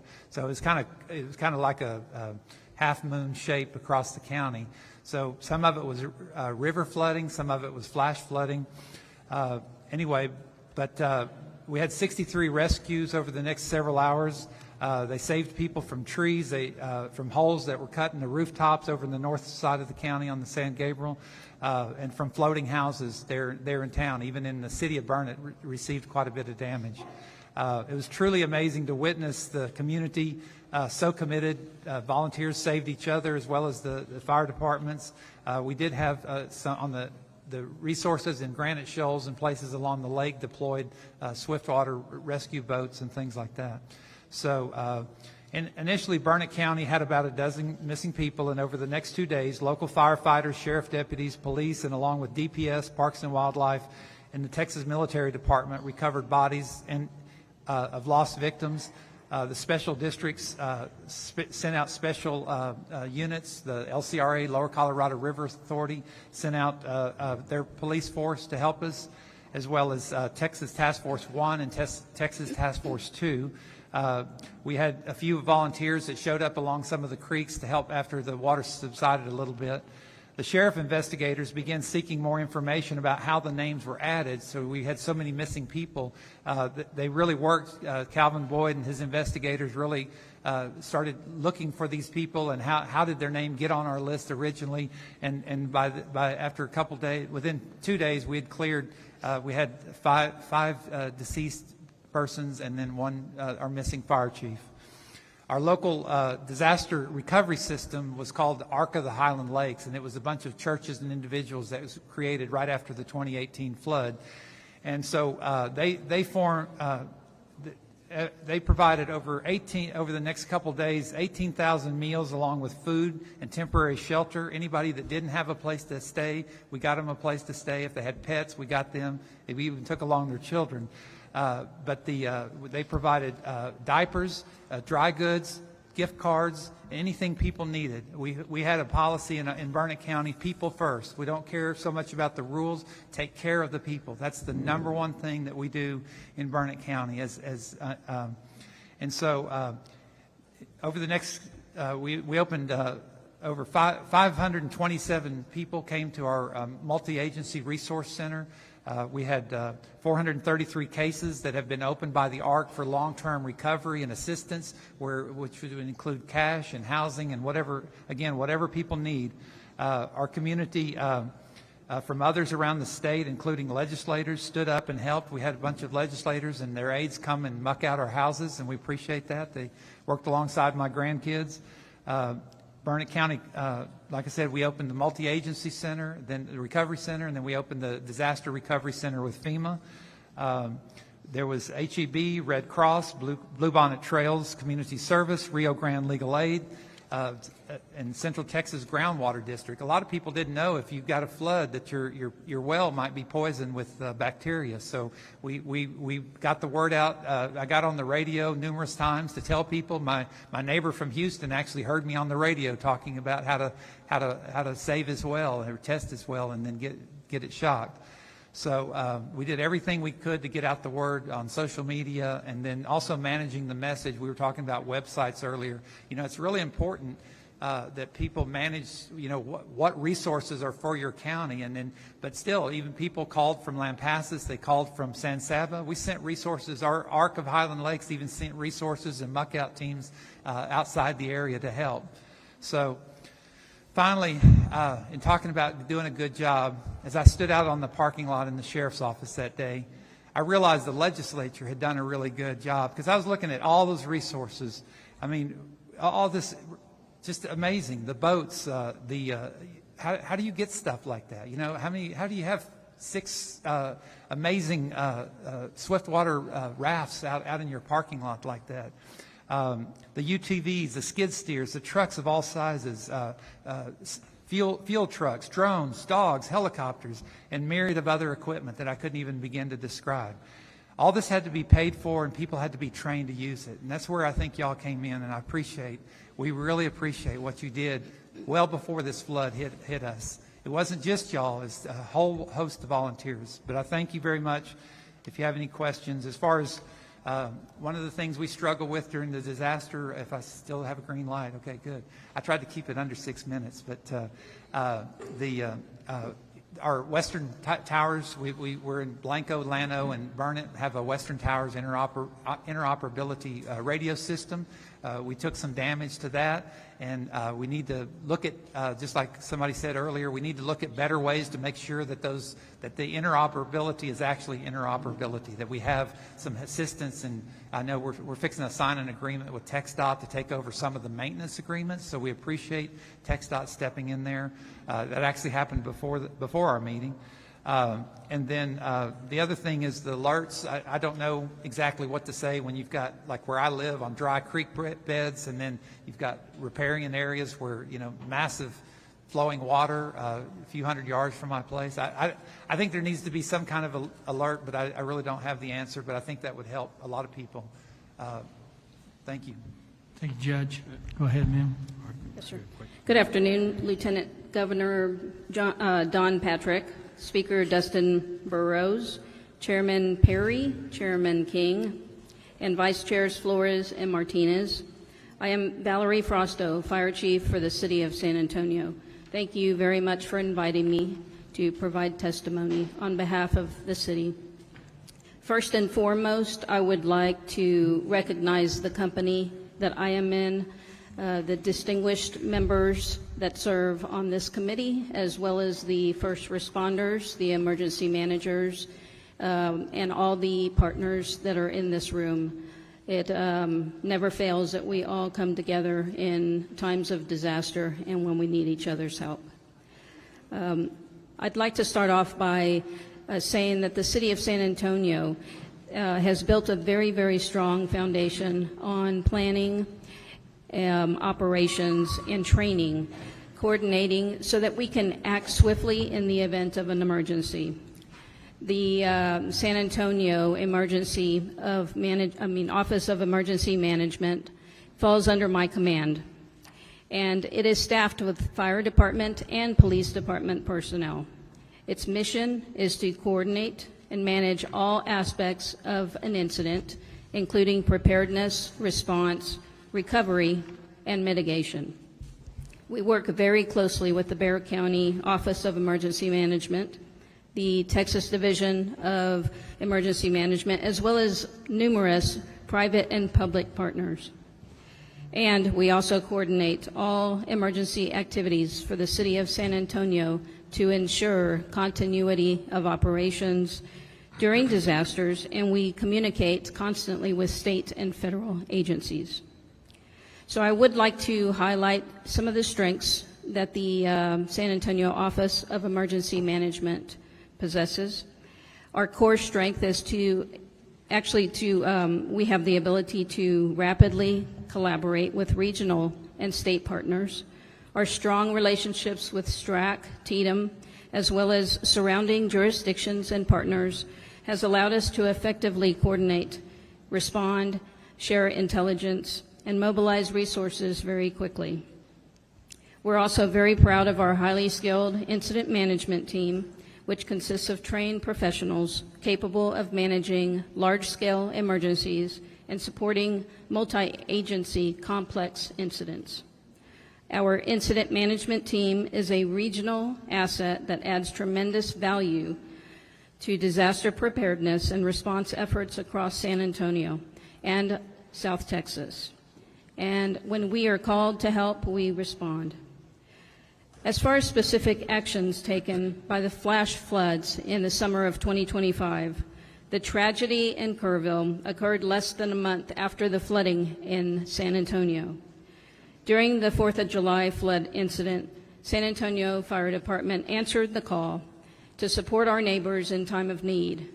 We dispatched boat rescue teams, the AMBUS, medical strike teams, as well as IMT and support staff to include chaplains and peer support. At the request of TDM, we had boat teams staged in the area on July 2nd by midday. And since that time, we have worked tirelessly alongside our partners, other agencies, to assist with rescue and recovery operations under extremely challenging and hazardous conditions. And today, we still remain engaged. I want to highlight a close call that we had when it actually brought to light the dangers that we face. In the early morning hours of July 4th, the San Antonio Fire Department, 2 boat teams were traveling down the road, responding to calls for to help with recovery or to help with rescue. And they came upon some high water, has been mentioned multiple times today. They could not escape. They got trapped. They couldn't turn either direction because both roadways were flooded, and they resorted to cutting fences and scrambling, trying to essentially run away from the water. So they ended up having to board their boats that were on their trailers in order to save themselves. And they were very, very fortunate, but it was a very, very close call that we could have been one of the fatalities very easily. Since then, the equipment has been recovered, but both vehicles sustained heavy damage and both need to be replaced, as well as 2 trailers. Equipment can always be replaced, but people cannot. This incident is a powerful reminder of just how unpredictable and dangerous these conditions are, even for the most experienced teams. And I consider the San Antonio Fire Department boat teams and technical rescue team the most trained in the state. without a doubt. When I responded to Kerrville to offer support, I witnessed the aftermath, and it was truly heartbreaking. I saw the look on everybody's face. I saw the first responders struggling. They were very much overwhelmed, and it just puts into perspective that we need to do everything that we can to avoid being put in that position. If we are aware and alerted of these conditions early and we have the avenues to escape, I believe that we can avoid an incident, much less an emergency and or a disaster. The overall response was a tremendous effort by our neighboring first responders who came together to serve when disaster struck. Just 3 weeks prior to the July 4th event, on June 12th, San Antonio experienced a sudden flash flood after more than 6 inches of rain fell in a very, very concentrated area of the city. Bidle Creek on the city's northeast side quickly overflowed, sweeping more than a dozen vehicles off of Loop 410 access roads, and that incident resulted in 13 fatalities, 11 of which occurred along Bidle Creek. During this incident, the San Antonio Fire Department responded to reports of multiple people in the water. A total of 15 vehicles were found in the creek, and 10 people were rescued by the initial fire crews that arrived. I was on scene the morning of, and the boat teams told their story, and they shared with me that they pulled off, the first road alongside the creek, and all they could hear were screams in the night. This is a much smaller scale incident than the one here that occurred here in Kerrville, but just the same, we lost many lives, and it was completely unexpected. However, due to the extreme nature of the event, the fire department's arrival, I wonder if, it would have made any bit of difference had we gotten there faster, because this all happened in a matter of seconds. And that highlights the speed and the extreme nature of these type of events. As we continued our search efforts, I didn't hesitate to call the state for help. And as always, NIMKID came through. He answered the phone on the first ring and said, "What can I do for you? How can I help you?" And I can always depend on that. We asked for cadaver dogs and search and rescue teams because we had several people missing and we needed help, and we had a lot of ground to cover. There were vehicles and people that were rescued that were almost a mile downstream from where they got washed off the roadway. We're extremely grateful to the state for their assistance that they provided us for that incident. We experienced significant infrastructure damage totaling $22 million during this one event. Our challenge is the same that you have heard here today from the others. We're in what's known as Flash Flood Alley. San Antonio is considered one of the most flash flood prone regions in the country. We know that, and the city of San Antonio has invested close to $490 million in flood mitigation infrastructure over the last 10 years. However, much more needs to be done. When disaster strikes, there's often a gap between instances where local government can be self-sustainable and instances when we are able to receive federal relief. In the instances when neither are applicable, we need assistance from the state. I heard Chief Kidd mention the need for a strong relief fund, and I completely agree. The need for funds for infrastructure repair, mental health resources, temporary housing support, especially for vulnerable populations, are critical to help restore a community when a disaster strikes. We also see an improvement to data integration and information sharing across jurisdictions and systems. And again, I agree with Chief Kidd that better interoperability between local, regional, and state systems. Comments. Yes, sir. We know that the needs of every community are unique and the solutions we require. But I do appreciate the state's continued collaboration, your time investment, and we're going to do everything we can to enhance community safety. I would like to recap. In closing, I want to reiterate the key requests, and those are relief and recovery fund for when damages fall short of FEMA thresholds, as San Antonio just did, funding for enhanced warning systems at low water crossings, and increased funding for the flood infrastructure. Thank you. Andy? Thank you very much. My name is Andy Brown. I'm the Travis County Judge. I want to thank you, Chair Perry and Chair King, this committee, and especially Senator Campbell for inviting me here today. I believe having an open and honest conversation about what occurred during the recent flooding events here in Kerr County and also my home of Travis County is going to lead to solutions that will help us keep our shared constituencies safe and better prepared for future events. Although what happened in Travis County on July 5th was deemed a once-in-a-200-year event, recent history's taught us that events like this are going to continue to happen, and we must continue to prepare to respond. Our constituents deserve local, state, and federal governments that work together to meet the needs of the constituents and is ready to respond when needed. I also want to take a moment to recognize the 10 lives lost in Travis County and the incredible work of our first responders, led by Emergency Services District 1, as well as community members and the wonderful volunteers who bravely stepped up when called to help. I also want to personally thank Chief Kidd and the TDEM staff who provided critical support to us throughout this, from before the event to today. I cannot count the number of times that I've spoken with Chief Kidd and with Cody, our local regional person, and with Cade Long, who was the incident commander, who came in at our request to help us out starting on the Monday after this event.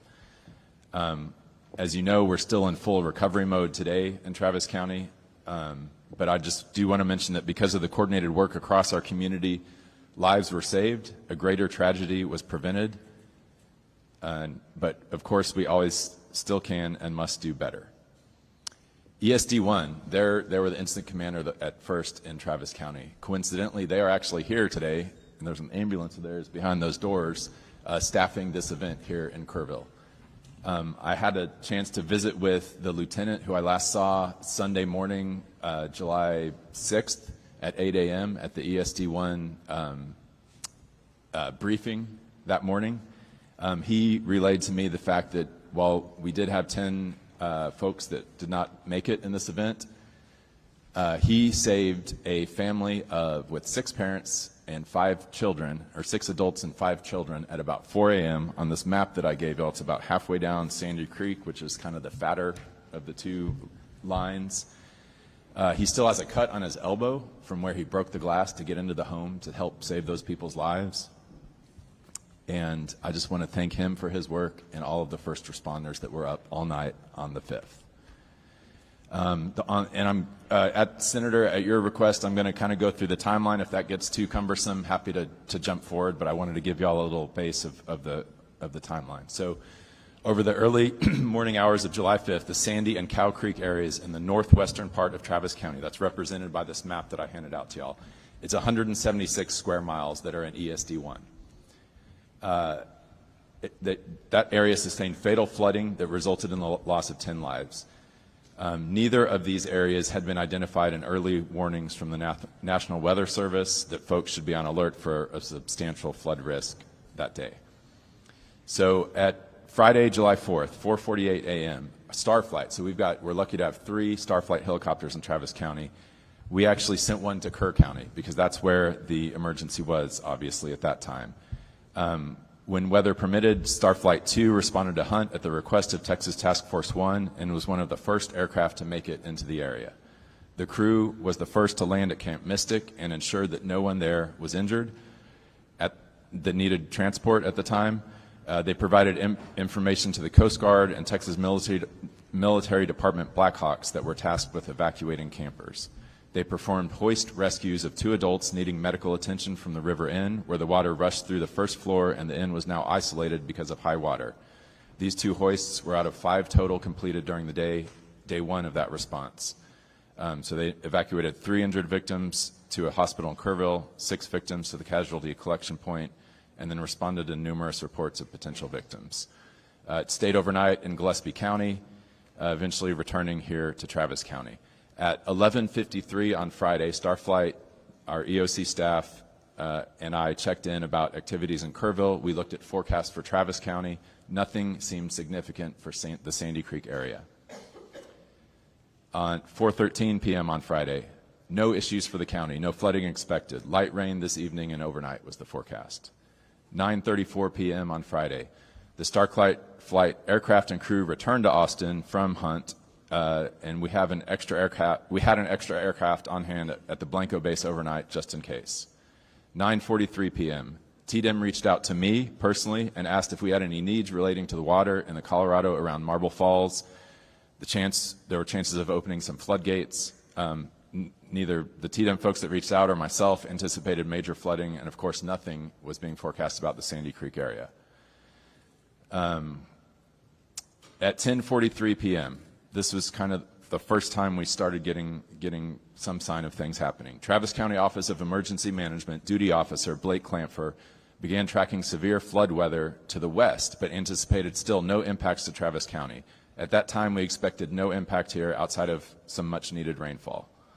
10:52 p.m., the National Weather Service issues a flash flood warning, kind of the second level of warnings that y'all have heard about today, for areas south of Big Sandy Creek, neighborhoods of Pecan Hollow, south of Pecan Hollow, south of Windy Valley, south of the places that you're hearing about today. The polygon drawn for the 10:52 p.m. warning that the iPod system sent out was focused south and west of these neighborhoods, primarily around Lake Travis, indicating the initial underestimation of the event's scope. The National Weather Service warning was effective until 1:15 a.m. 11:55 p.m., our Office of Emergency Management Duty Officer Blake contacted a sheriff's deputy to check on reports of flash flooding or high water in the area of Big Sandy and Cow Creek. The sheriff's deputy advises that no 911 calls had come in about flooding, but we asked him to go check Cow Creek anyhow at FM 1431. 12:08 a.m., the deputy finds water over the roadway and a car washed off the road. Reports this to the EOC. Cow Creek near 1431 LCR rain gauges at that time at 12:08 showed 7 inches over the past 2 hours and rain slowing down slightly.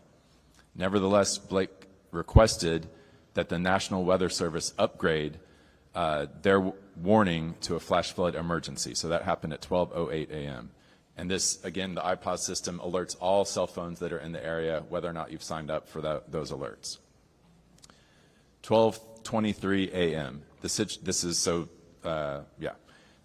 escalates rapidly as the first water rescue call is received by 911, with Emergency Services District, ESD1, who's here today, dispatched to the 24408 block of FM 1431 Road.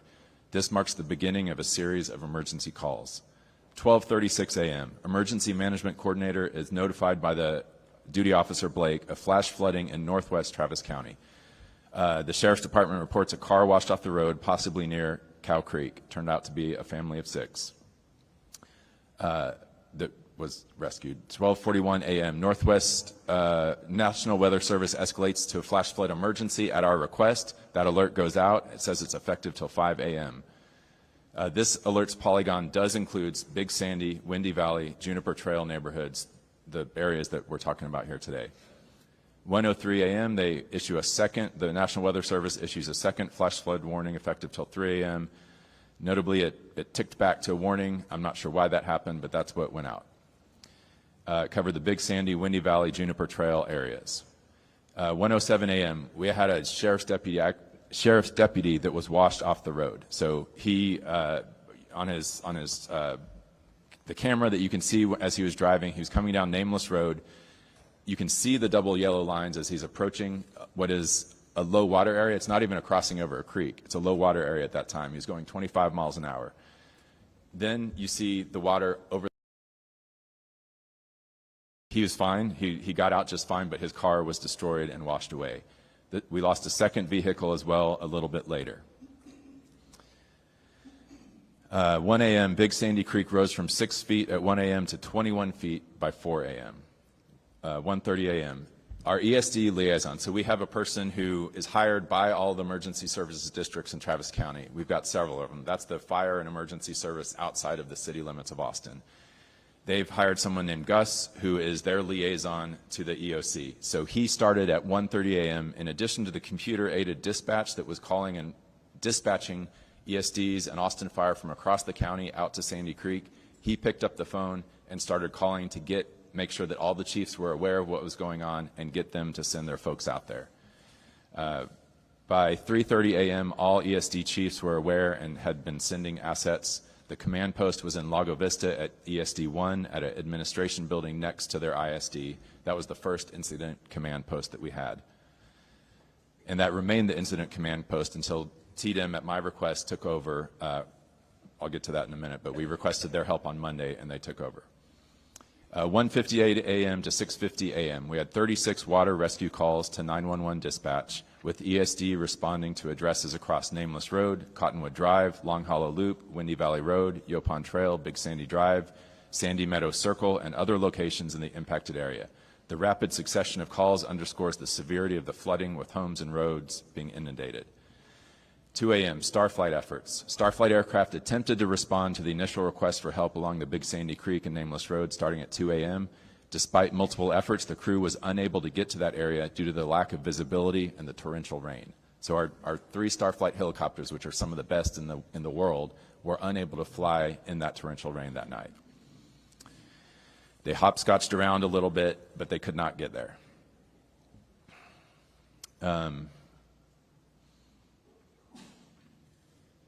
Let's see. All right, so Starflight leadership responded to staff in the Travis County Joint Operations Center at 3 a.m. Sandy, Yes, if you sir. can just kind of, Yes, sir. I know we got Okay. about minute increments and they're important. So effectively, you were in control of it till Monday morning when Yes, sir. TDM took over. You contacted TDM. Yes, sir. Prior to that, you had sheriffs dispatched. You had helicopters trying to get in. So I think there's several members with questions, but what would you need to tell us to finish up it? I think to finish up the questions about that initial response, we had 78 first responders from all across Travis County, Round Rock Fire, Austin Fire, Leander Fire, Austin Travis County EMS, 2 TIFMAS teams were on the ground. The county's role was to coordinate all of these efforts. ESD-1 was the incident command at that time, and again, this is all in that short time period on very early Saturday morning. I declared a disaster at 9 a.m., updated the governor's office about that, talked to Chief Kidd, talked to TDM, was in touch with them the whole day. I guess if I want to say something in summary, it's that TDM and Chief Kidd are amazing, and I talked to them constantly throughout this. They set up that incident command. They had DPS at the incident command once they set it up the entire time. They had over 560 people there in Travis County responding. 300 of those were search teams, which is those green areas on this map that I gave you is where the dogs went. They had GPSs on them, 300 folks. So to be clear, there were really no state assets until Monday. That is not, no, sir. We got our first state assets Saturday afternoon. TDM sent 2 teams. One was from Llano to help search along the creek. Okay, and we were told earlier they were cadaver dogs from New York, not Texas, which they were also involved in Kerr. I have a hunch cadaver dogs are really rare commodities, and so I don't know if we had access to cadaver dogs to go around, so I don't know what that is. I know I've got several members. I don't know who they want to talk to. I just got 3 members to go to. Do you have any? Okay. All right, Senator Campbell. Thank you, Mr. Chairman. Thank you, Judge, for that account. I'm not sure who has your ear, but what I've heard today compared to what I've heard before with you, there's just such a conflict of where assets were and where they were absent. And it seems like Sandy Creek, Windy Valley, Long Hollow, Cow Creek area, wherever those assets were situated, and you did say, you know, there's a lot of square miles covered, but the emergency response team, people that gave witness today, testimony, they just didn't see them at all. And even today stay in crisis. And the folks initially the heroic efforts were by the volunteers. I mean, we have Auburn Gallagher and Melanie Strong, who brings in her own backhoe or some large piece of equipment. Yeah. Or an excavator, who knows, she's able to drive it. And then Ashley Willis, and then Timothy Mabry, who's from Canyon Lake, comes in to organize things. So the volunteers that actually, except for Mabry, live in the area. Well, and Melanie, I'm not sure how she was ranged in, but she knew the people in the area, and so she was helped. But that's who was on the ground. They just didn't find other resources. And you talked how we had all these, and I can't tell. I mean, there's no words to explain just how excellent TDM is, our DPS, Texas Parks and Wildlife. There's just no words to say how excellent they demonstrate. But calling them, and you first asked them to come in, when did you say? 5:30 in the morning? Or when did you say you asked TDM to step in? On Monday. Monday. They helped us before that, but to become the incident command structure. So Cade Long, who has worked in Asheville in their recovery, he works for TDM full-time. I asked Chief Kidd to send someone to run the incident command, and he came, and yes, that was on Monday. But then the flood was really on the 5th, the morning of the 5th. It was. So that was Saturday morning.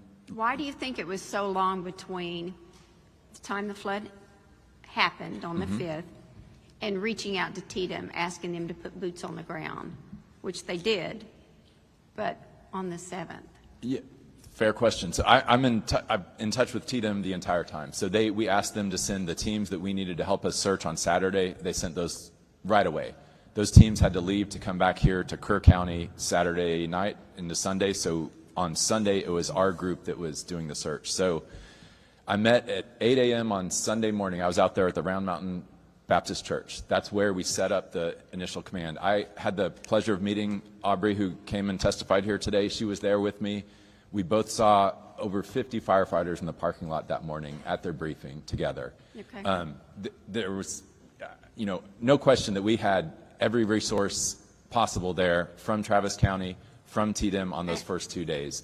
Those were the days where they were doing search and rescue. Okay. They had these things that looked like radar guns that looked for heat that they were going up. I think what we need to do is, I've talked with them to get specific information from them and dates, and sit down with you and have you go out there and see what's going on, because they're still in crisis.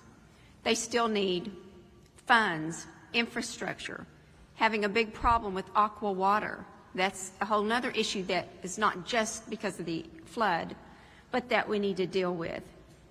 I would like to do that, because I think with the conflict of information, the only way we're going to do better going forward is to make sure we clean up now what's wrong, and make sure we don't revisit, that never happens again.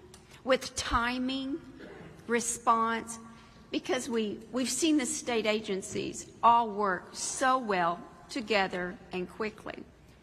I do want to ask just some questions that I got from the group. Sure. Some I think you may not have an answer for. We'll get the information regarding funding, but will you investigate claims that the 911 calls that Sandy Creek sent out after the flood were unanswered? Will you look into that, please? Yes, ma'am. That's a concern. If any time anyone has a 911 call that goes unanswered, please. So if you'd investigate that, and yes, we'll write that down. And did you notice that, or did you receive notice that troopers, and we can write it down for you too, but you can make those notes. I appreciate that. Did you receive notice that troopers from other regions were available? And if so, why didn't we access those troopers? I can answer that one right now. We Go had ahead, a please. DPS trooper, a lieutenant in the headquarters the entire time. Oh, just at the headquarters. At the incident command headquarters with Cade Long the entire time. He was aware of everything that we were doing. Okay, and again, the incident command headquarters was stationed. It hopped around at first. It was at the ESD1 at first, and then it went to the church, the Round Mountain Baptist Church, and then it got a more permanent location thanks to Leander ISD at Heisel Middle School. Yes, ma'am. Okay. The next three are related to funding that will, and they're just questions I can't answer, but my office will get with you. Will flood relief funds require all the listed documents? Because just as Chairman Perry was saying, documents are lost, passports, driver's license. How do you even prove up that you have an electric bill when you can't find anything? And thankfully, we have DPS out there this week printing new driver's licenses for people if they need them. We had on Sunday. And where is that? Where do people go to get that? To the Round Mountain Baptist Church, the sort of resources of, we have showers. Are they going to be there? That's the place you've got Yes. the laundromat, showers. Is that right? Yes, laundromat, laundry, showers, cooling tent, resources. HEB has been amazing throughout this. And that's somebody paved a parking lot to put these on? Yes. Yep, I believe it was Pflugerville Road and Bridge that came and paved that parking lot. Okay. Early on. And will assistance amounts be based on losses or incomes, and how do they prove that last tax? So we, along with, it was this judge's idea from Williamson County, but the Central Texas Community Foundation, they set up a fund with them. We followed suit and did the same thing. All of the money that we raise, I think that they raise, is going to go, it will go directly to residents only. And none of it is coming to us. So how do they, how do they access that, or what is either a site? Where do they go to look into receiving funding? That it does go pass Yes, ma'am. through and not taken up as administrative fees by other organizations. Where do they go? So we're still in the fundraising part. So if anyone's listening today and wants to donate to Travis or Williamson County, it's the Central Texas Community Foundation. But they are administering it. They have experience doing this. Any money they give out is considered disaster relief, so it's not taxable. And where can they find the site, either the physical location or the email? Where do they find where they either need to show up or where they need to email? So where can they get that info? So right now, if they need resources, FEMA and Travis County Health and Human Services is set up at the Round Mountain Baptist Church. That is the epicenter of all assistance. We will have the same, once these funds become available, once an application process is developed by the Community Foundation, they will be at that same place. When it's developed. So the application, it's not developed yet? I think they probably have it already. We just haven't said go because, frankly, we're still trying to raise money into it. Still trying to raise money, but they're needing funds now. So if we can get that Yes, ma'am. going, that we'll would get be that going. I think we have about 300,000 is my understanding. We're trying to get to there's 2 million. A lot that can, they need that. There are multiple dams, homemade, I didn't know this, homemade dams, because the area is fed by springs. So homemade dams, which are not earthen dams, they're not cement structures produced from the Corps of Engineers, they broke. And Yes. that added to the flooding. I don't know, what are the ordinances, or what does the county say regarding homemade dams? And are we going to prohibit that? So we put a stop work order on the dam you're referring to. It was sort of a two-part dam. There was a lower part, an upper part. The lower part was destroyed at some point in the flooding. My understanding is they were rebuilding it. We put a stop work order on that. So that's on personal property, Yes, private ma'am. property. Yes, But it still affects people downhill. it could. 4 of them, just how many? But the point is, Travis County's going to look into every one of those homemade dams to stop, because they can't just. Yes, ma'am. And I'm in touch with Melanie on this. We texted earlier today Melanie. about that. So, yes, Okay. Yes. That Yeah. Melanie. Okay. And trying to have a better flood detection system.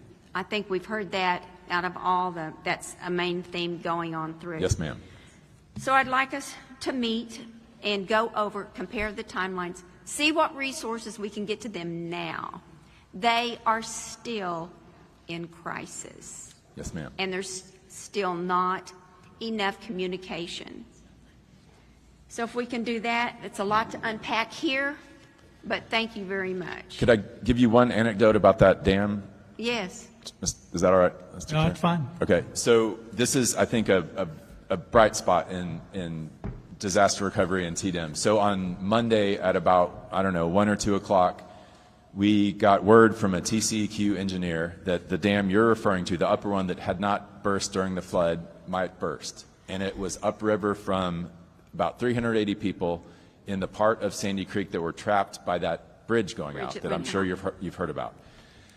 So I talked to the sheriff immediately. We were about to start evacuating those 385 people. I called Cade, who's my contact at TDEM. I said, can you talk in 5 minutes? And he said, yes. And so he patched us through to the State Operations Center, headquarters. We got our county engineer, we had the sheriff, me, and we told them what was happening. They got the Army Corps of Engineers on there in like 30 seconds. They had their entire team of expert engineers on there. They found a TCQ engineer that was in the area, sent her out to there, so she was filming while we were on this phone call. And the engineer and the Army Corps of Engineers, they were literally about to get on a helicopter in Dallas to fly down here to help us.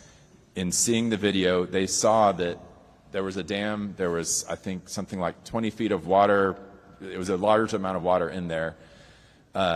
And they saw the spillway off to the side in the video. And they said, get a pump truck from your fire department up there and pump it out slowly. And we did that, and it worked great. We did not have to evacuate anyone. And had it not been for TDEM and their ability to get folks together. Okay, so we'll get together. And then the last comment I would say is the deputy that was trapped in the water. Yes, ma'am. He was rescued by the volunteers there, by Miss Gallagher. That's wonderful. I didn't know that. Yes. Thank you. So he owes them a debt of gratitude, personal meeting. Thank you. Thank you. Thank you, Mr. Chairman. Vice Chair Flores. Thank you, Mr. Chairman. Judge Snell, hello, and I'm glad to serve Williamson County with you, and welcome to your introduction to county government. You came from school district? Correct. I was superintendent of Liberty Hill ISD for the last 6.5 years. Well, we'll get to this together, and I appreciate you. My comments for Judge Wilson. Judge Wilson, thank you very much for being here, and of course you jumped into your new position at about the same time, and it's an honor to be able to serve with you, and our condolences and regrets to all the citizens of Burnett and Marble Falls and that have suffered from this event, and especially our first responders. They go forth in spite of the risk, as the saying says. And in Marble Falls, we had a volunteer fire chief, Chief Phillips, who answered a call like he always did. His neighbors called, we need help, and he didn't hesitate 1 minute, threw his equipment on, went out in that flood, and he's been missing since then. His truck has been found, but not him. He's still missing. Is that correct? That's correct. Brian Wilson, that is correct. So, and we had a memorial for him the other day, and rightly so. Do you have everything you need? I understand Task Force 1 and 2 have been redeployed to try to make another attempt at another stretch of the watershed there to try to find him, as it's been our commitment to try to do our very best to recover all that are missing. So is Task Force 1 and 2 still there working? No, sir. Brian Wilson, Burnett County Judge. The last Friday, or actually it was Thursday, I think some communication between the governor and TDEM, NIM Kidd had called and sent representatives and asked to come back one more time to just, even though we'd done exhaustive searches with volunteers and volunteer fire departments, they had some additional technology they wanted to try and some additional cadaver dogs. At that point, they on Friday morning, early in the morning, I went out to the site and they did. So from where Chief Phillips went in to the county line is only about 1.5 miles. And so they went ahead and researched that entire 1.5 miles, and they said they went about another 0.5 mile into Travis County. Sorry, Andy, I didn't ask your permission. But anyway, the other thing was the 3 days before that, 2 or 3 days before that, Parks and Wildlife, Houston PD dive team. Sorry, I don't remember all of them. There's quite a few resources that have been applied. They went into Lake Travis. They did a very exhaustive search trying to look in the debris field that's right at the end of Cow Creek in Lake Travis. But it's so massive and so thick, unfortunately, we still were not able to find our chief. So I would ask, what in your opinion, and based on what you know of how this happened, and before, during, and after, what would be some of your top 2 suggestions on how to what you did right, or what needs to be corrected so this doesn't happen again?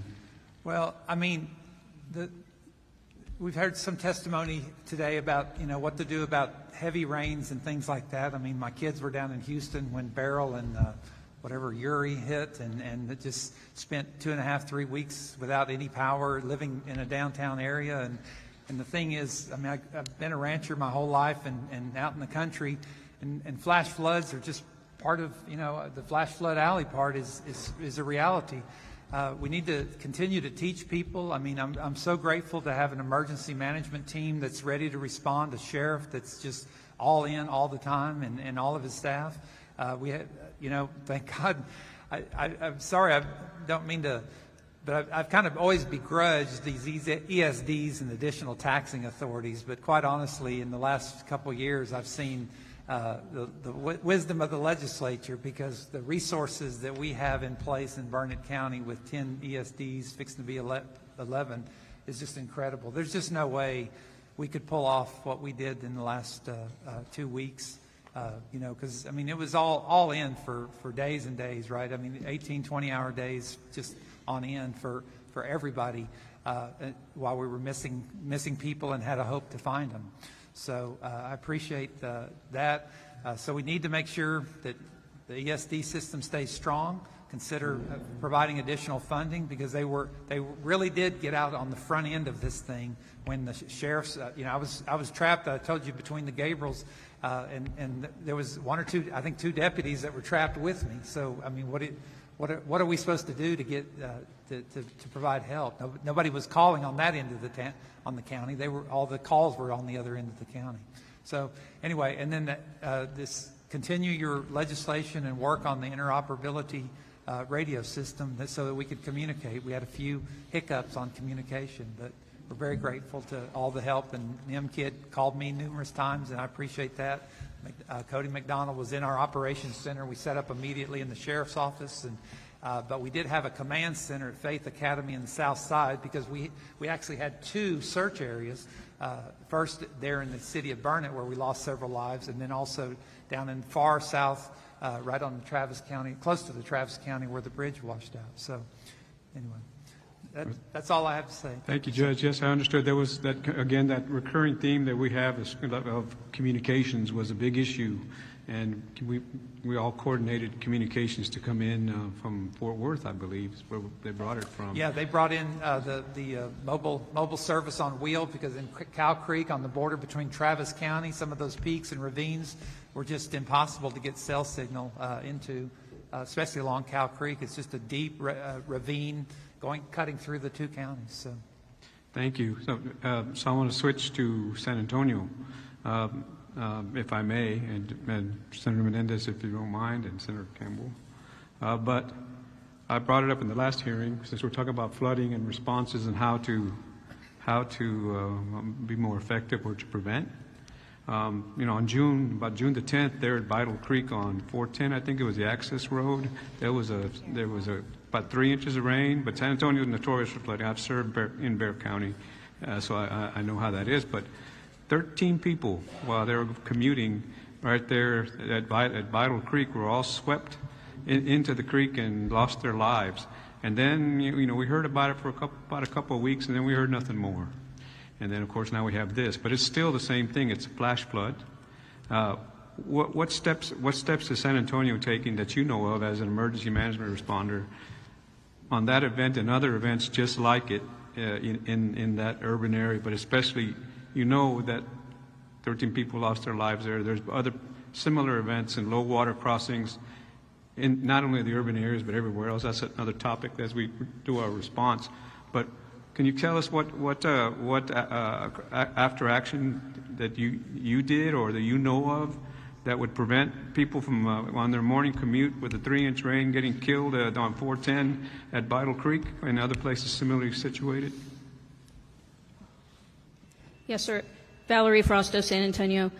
We have taken measures since then and had an after-action report or after-action meeting, and there were issues that were identified, but we are finalizing that report, so I have not had the opportunity to see those items. I do know that we have hired a third party to review or to assess the infrastructure damage, and because the area that the vehicles were washed off of, it was a frontage road of 410, that is not one of the areas known to flood. We did not consider that flood-prone area because historically that creek has risen, but not to that level, and I believe that it was because of the 6+ inches of rain in a very, very concentrated area that actual incident occurred.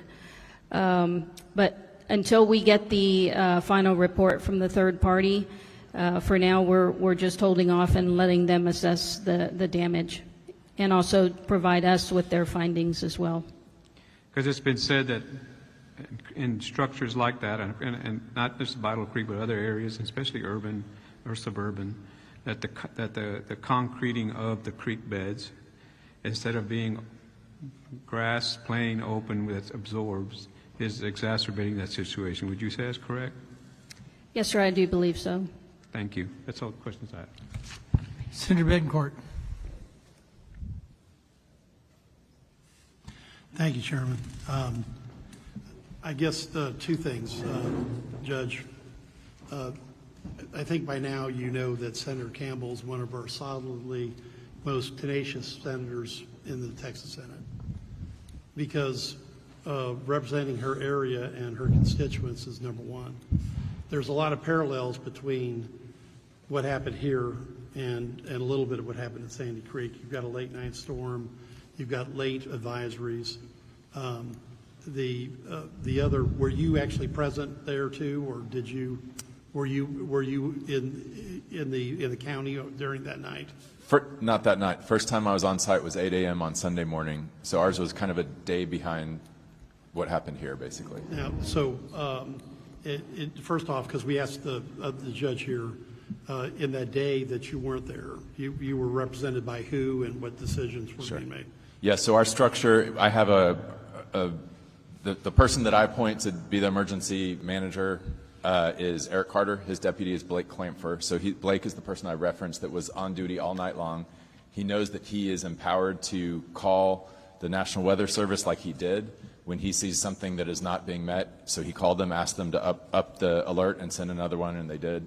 And he was also the one directing the Sheriff's Department to go look at the roads. I agree. It's a bit of an oddity for you to get upgraded to an emergency and then the next advisory to go backwards. Yes, sir. And so that's something that if we get to the National Weather Service testimony, we'll talk about that. I think it's an important point because the judge from Williamson County, when he's running into major debris fields problems, he's not shy about asking for money and help. Okay. Now this brings me to the questions. I have never been at a hearing where we walk in thinking that we're talking about one disaster and the first three witnesses are about another. And there were two more witnesses during the day, I counted 5 of them, who are vociferously unhappy with the Travis County response because their eyewitness testimony of what they saw is completely different than what you laid out.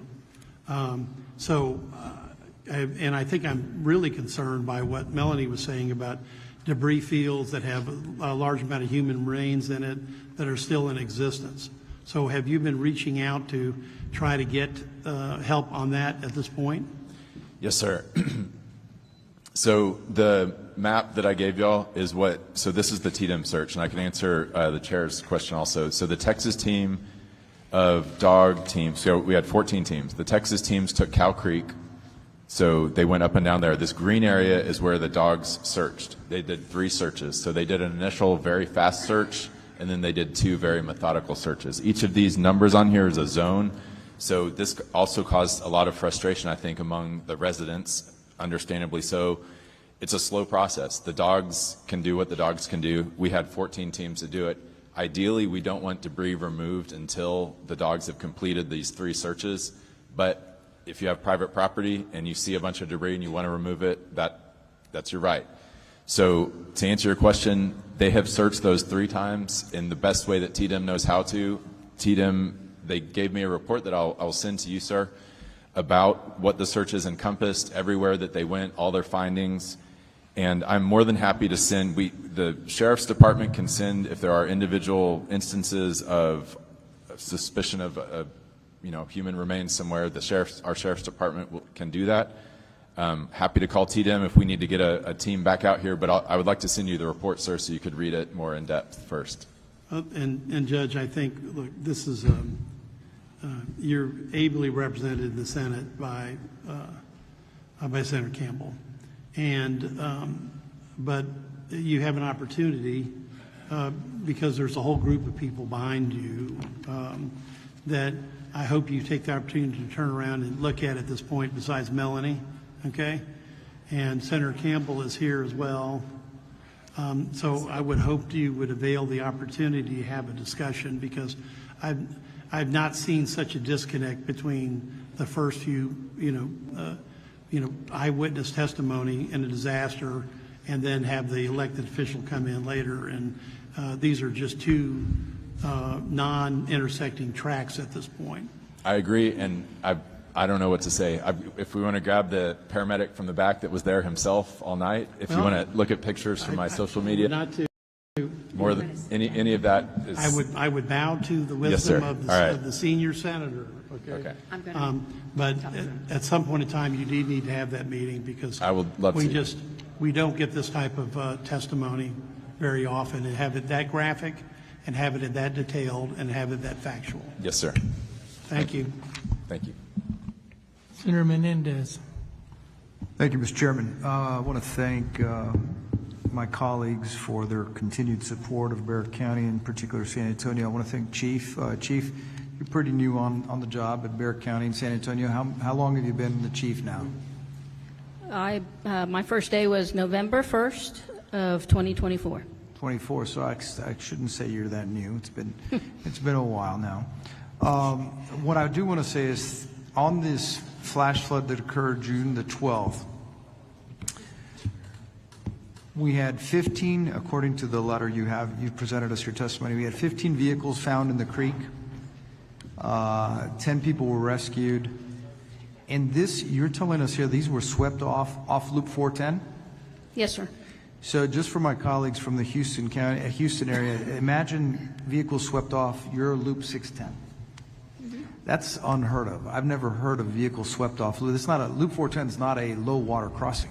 That is unbelievable. And one of the things that I think is a concern for water to go that fast, the 6 inches, part of it has to do with the fact that there's been so much development in the northern part of the county that has sped the speed of water that has been flowing through our creeks and our rivers and our floodways. And I mean, we've tried to address that with detention ponds and other things, retention ponds and other things. But have you done any studies on the flow of the water? Because I know you said we've invested almost $500 million in flood mitigation infrastructure. That, I would say, would fall under Public Works. Yeah. And we do have an expert witness here if needed. I wouldn't be able to answer that question. I'm not 100% sure what kind of studies have been done, but I do know that there is a substantial amount of construction occurring throughout the city. My understanding, I think, and you had it in your testimony, yes, it's right here, you had the total damage of $22 million in this single event. Yes, sir. Of damage. So now my understanding is that the FEMA threshold for relief is 55 million. Is that correct? Yes, sir. So what happens if it would be the gap? If you don't meet the FEMA threshold, what happens? Well, we did not hesitate to file the disaster declaration and took steps to ensure that we were knocking on doors to gather all the losses. But we are very much relying on that funding, and it was very bad news when we heard that we did not meet the threshold.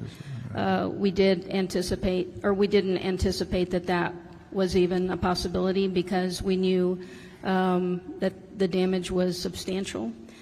So at this point in time, I don't believe that we've identified the funding, which is why that is, one of the top items on my list.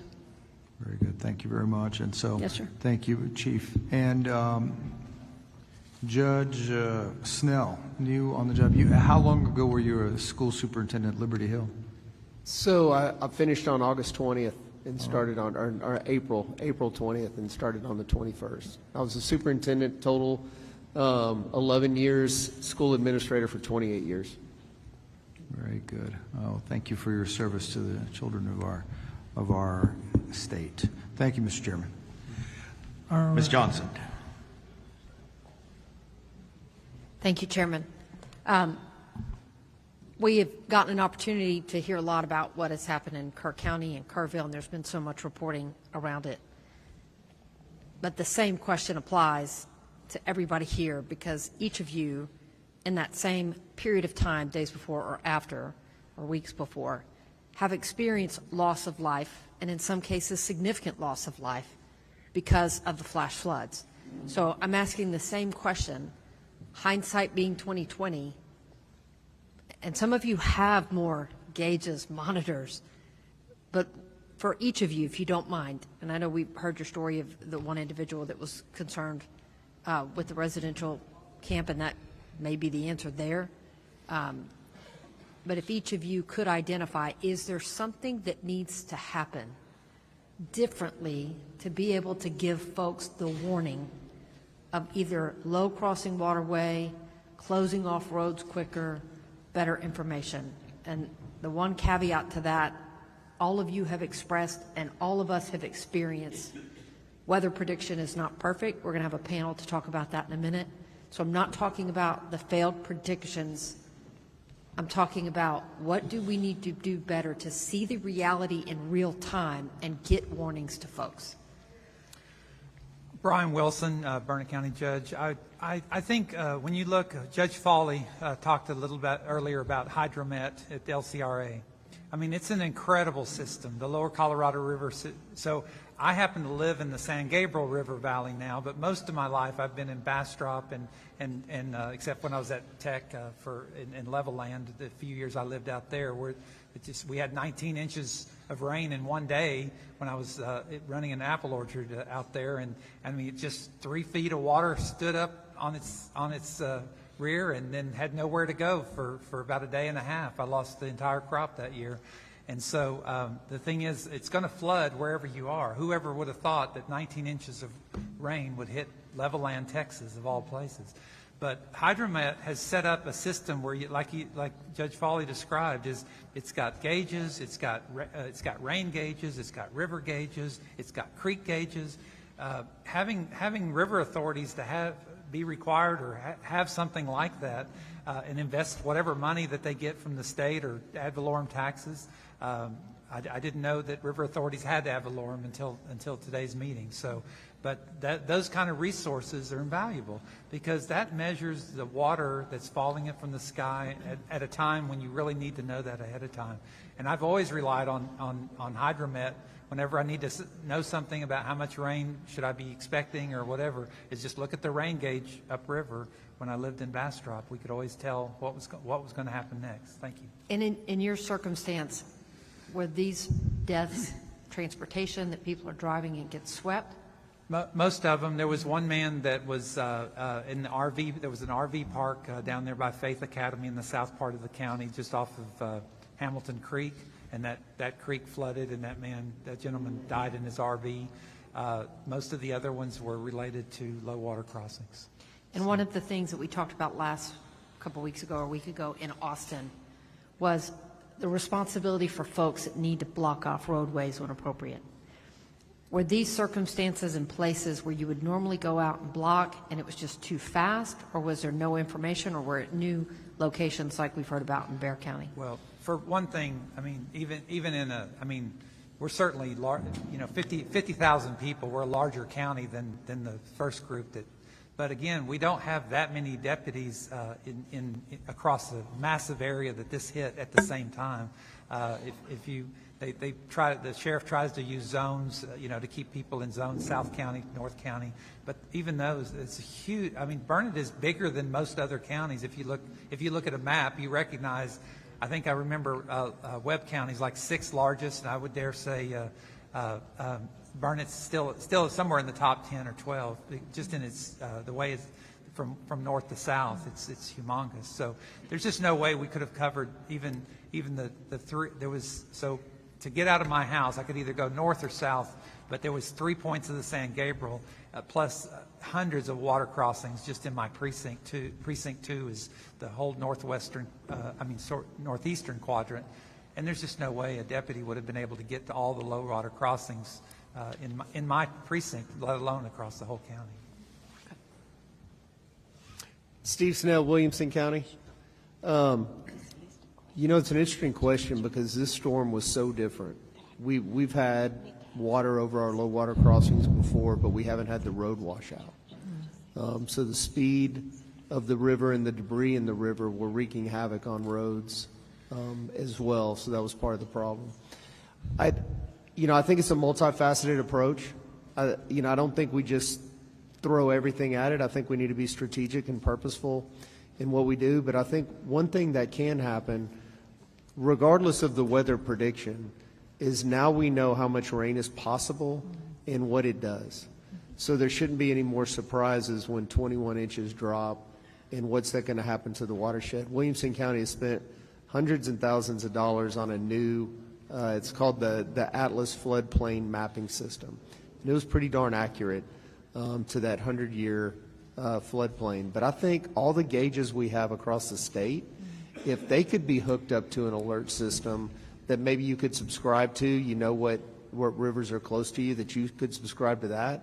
And definitely our first responders know, hey, we got this much rain, the rain gauge has hit a certain amount, we need to start sounding the alarm and letting people know this isn't.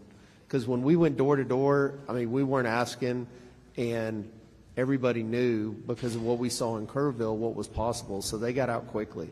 We had zero resistance. Yeah. And I've been in Houston where there's hurricanes and, went through Katrina, went through Ike, went through some tropical storms, and it gets to the point where no one wants to leave because they haven't seen it. So I think now we know, hey, this is serious and we need to pay heed to the warnings. Ms. Johnson, can I interrupt you 1 second?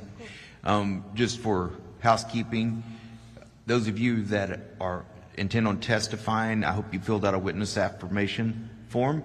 We will be closing witness affirmation or the witness portal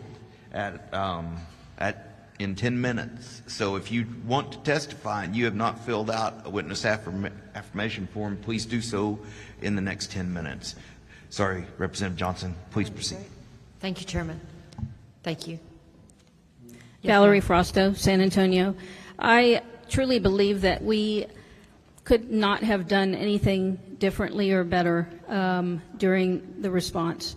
And it's not the response. Yes. Just to be very clear. Oh, no. I think for all of us, for the first responders, for the folks that have been out, that have been responding, the loss of life and the concern that we have, we appreciate very much law enforcement volunteers, everybody stepped up. My question is really geared more towards now that we have the ability to look back and we have the select committee to be able to say, because you all are describing, we've heard from countless counties, and everybody has almost said the same thing.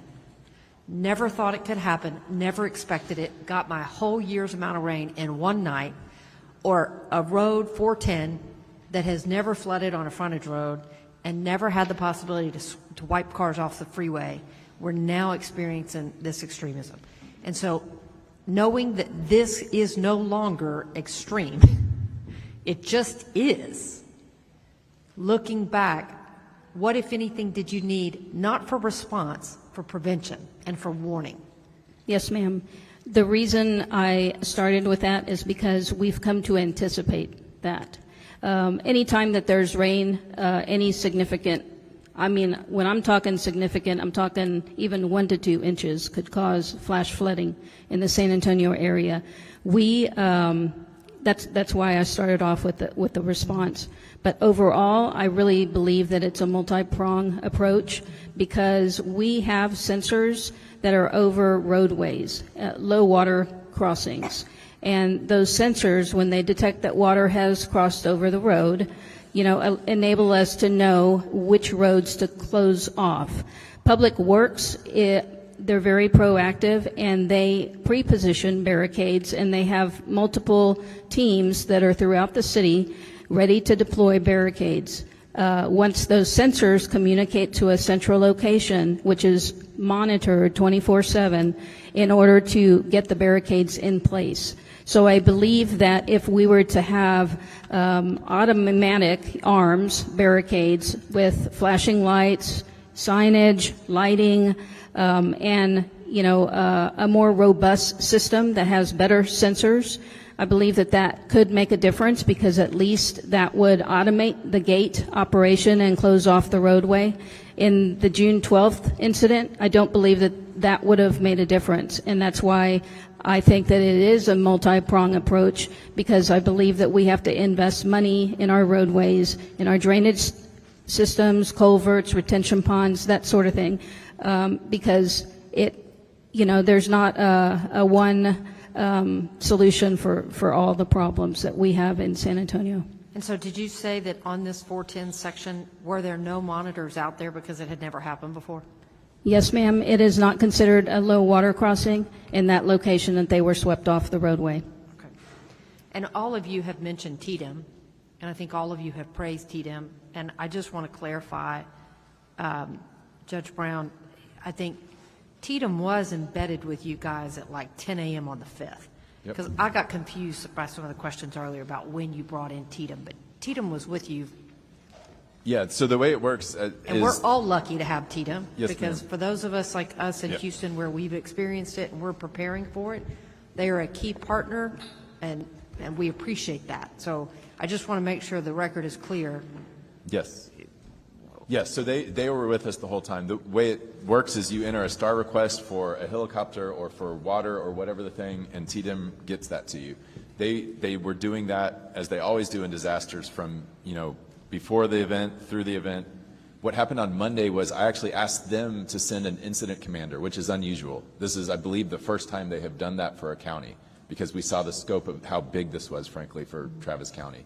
So they sent in Cade Long, who was our incident commander. That's the thing that we requested and that happened on Monday. But before that, yes, they were still there. They were providing the same kind of help that they were to Williamson and anyone else. That was on top of the cooperation that they had been Yes. giving for Yes, at least ma'am. 48 hours. Yes. In coordination with it. What about same thing? Because we heard from LCRA last week when we were in Austin. Yeah. And they talked about the impressive systems that they have out. Again, this is an extraordinary event, a significant loss of life in Travis County. Looking back, what lessons have we learned, or can we do differently? What needs to be put in place as coordination between all of our state, local, federal, anything? What have we learned? Great question. So I think there's a few things. One is there was a guy named Paul Ura who worked for the National Weather Service until about, 3 or 4 months ago. He was the liaison between the National Weather Service and San Antonio, or Bexar County and Travis County. He left. He took, early retirement, something with, all that was going on in D.C. They did not replace him. But he was the person who would say, hey, Travis County, I know you get, flash flood alerts, thunderstorm alerts all the time, but this is a big one. You need to pay attention to it. He was the human being in there that is no longer there. So I would say the number one would be to replace Paul Ura. The other ones that I think we could do better, clearly to your point, Senator, we need to communicate better with the affected neighborhood. We could do a lot better on that. It is a big area, 176 square miles. There was hundreds, 500 first responders and Texas military and others out there doing all sorts of things. But what they said is true for them. They did not see enough of it. They did not see those folks. They did not hear from me saying, hey, this is what we're doing. So we need to do a better job communicating with folks what the plan is and as it gets executed. Once I got contact with Melanie, I think things improved a lot. There was a debris pile that she heard of that some folks that were having a memorial service needed removed. Before we had that line of communication, it wasn't going anywhere, but we addressed it and were able to go on private property because she secured a release to private property and got it removed. So I think better communication with the affected residents would be a big improvement.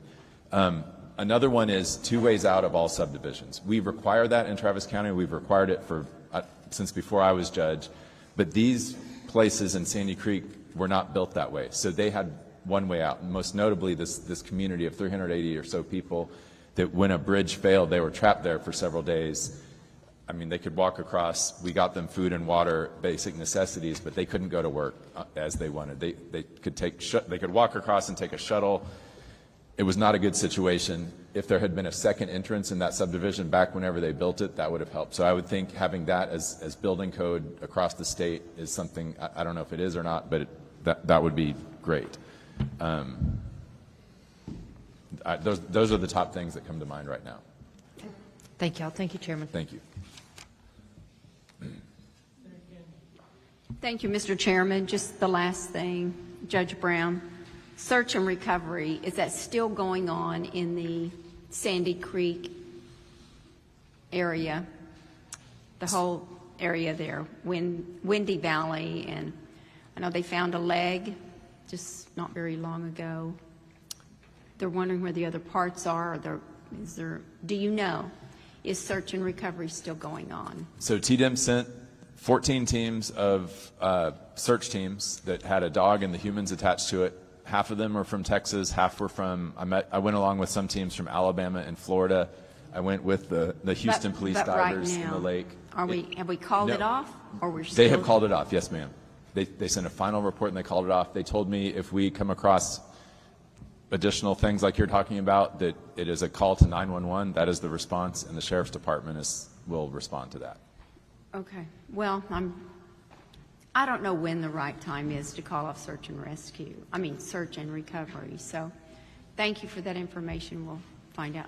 It's a tough call. And I talked to the Burnett County judge here about, because obviously we were all searching for the fire chief, and it was a tough discussion of when to call it off in that situation. But I believe he talked to the family, and I think Cade Long talked to the family, and it was a mutual decision on that. Yes, sir. Can I clarify that? Yes, sir. This is Brian Wilson. It's a tough thing to ask a county judge or a group of volunteers or the fire department to call off a search, and we're not going to do that. The governor has said we're going to keep searching till we find. Right. It doesn't mean that we're going to search every day. What we did last Friday was to try another avenue, to look under additional debris piles, to use other technology. We've used LIDAR. We've used gas ray detection equipment. But to ask us to say that we're not going to hope to find Michael Phillips someday is just too much. I can't bring myself to do that. But we're stopping for now. And if we have other opportunities or other things that come to light, that we'll continue that at that time. And we may ask, as I said in my release to Texas Task Force 2, that if we find any additional information or opportunities, we'll call you back. And they said that was fine. So. Who said that was fine? The Texas TDEM. TDEM? Okay. Thank you. Thank you, Mr. Chairman. Representative Wilson. Thank you, Mr. Chairman, and Judge Wilson. I know losing Chief Phillips is a gut punch to the whole community. 30-plus years, and he totally beloved. And then you had the Hammond family, 17-year-old girl who made made sure her brothers and sisters got out of the van. I know the families, know the entire county is hurting, plus the others that was lost. Thank you. And, you know, I just want to back up. When I was at Faith Academy and seeing the whole task force efforts, and you could just see the first responders are just so tired, 18+ hour days, and just, man, they're just not going to give up. And anyway, we can understand that that's what community's all about, and we just appreciate you stepping up in such a very short period of time. Very difficult time for the county, nonetheless, outside of the storm and so forth. But thank you, and I know that we won't stop looking for Mike Phillips. We know that this is also a gut punch on the economy in Burnett County because tourism. Obviously, this is the tourist season with the beautiful lakes that you have there in Burnett County, Inks, Lake LBJ, Lake Marble Falls, and so forth. And I know just as there's a lot of debris in Lake Canyon, there's a lot of debris in your chain of lakes as well. What is it that the state could do to help us get on that community on their feet with this debris, considering that LCRA focuses on navigable parts of the lake only, realizing all this stuff goes to the shore, fills up the coves, all those sorts of things. What could the state of Texas or even LCRA do to help in that endeavor? Well, today I got some good news while I was listening to testimony that TDM had stepped in for a lot of our debris management. So, you know, like I said, we lost 40 homes totally destroyed, 100 homes that were significantly damaged, and then another couple hundred that were seriously damaged. So people have been mucking out, and we set up a debris field. A site through the assistance of the TDM has taken that over to start removing that and taking care of it. And so we appreciate the assistance to help. I wasn't expecting that. We were in the middle of making contracts, but for the same purpose. I mean, a lot of that debris that's collected into the lakes, that would be another good part, because, you know, of course, as you. Most people probably know better than I do. I don't spend a lot of time on the lakes, but a lot of those lots are owned back, you know, by private properties down into the lake. And as Judge Brown spoke earlier, counties are not allowed to touch private property unless we have very specific circumstances and situations. So that's one area that the state, through LCRA or through its own authority, could begin to draw out some of that debris out of those coves and away from property owners. So. No, I appreciate that. When you look at it, especially in the coves, Highland Haven, Granite Shoals, and so forth, actually the municipalities own that lake, a lot of that lake bottom as well. And of course, you know, with the economy as part of the concern, you know, I would hope, and if you put more thought to that, because I know that we have some thresholds on the FEMA piece, right, but there may be some additional opportunity there for which the state can assist in that direction. Just need to hear from you. Judge Snell, sir, thank you for your leadership. Obviously, Liberty Hill,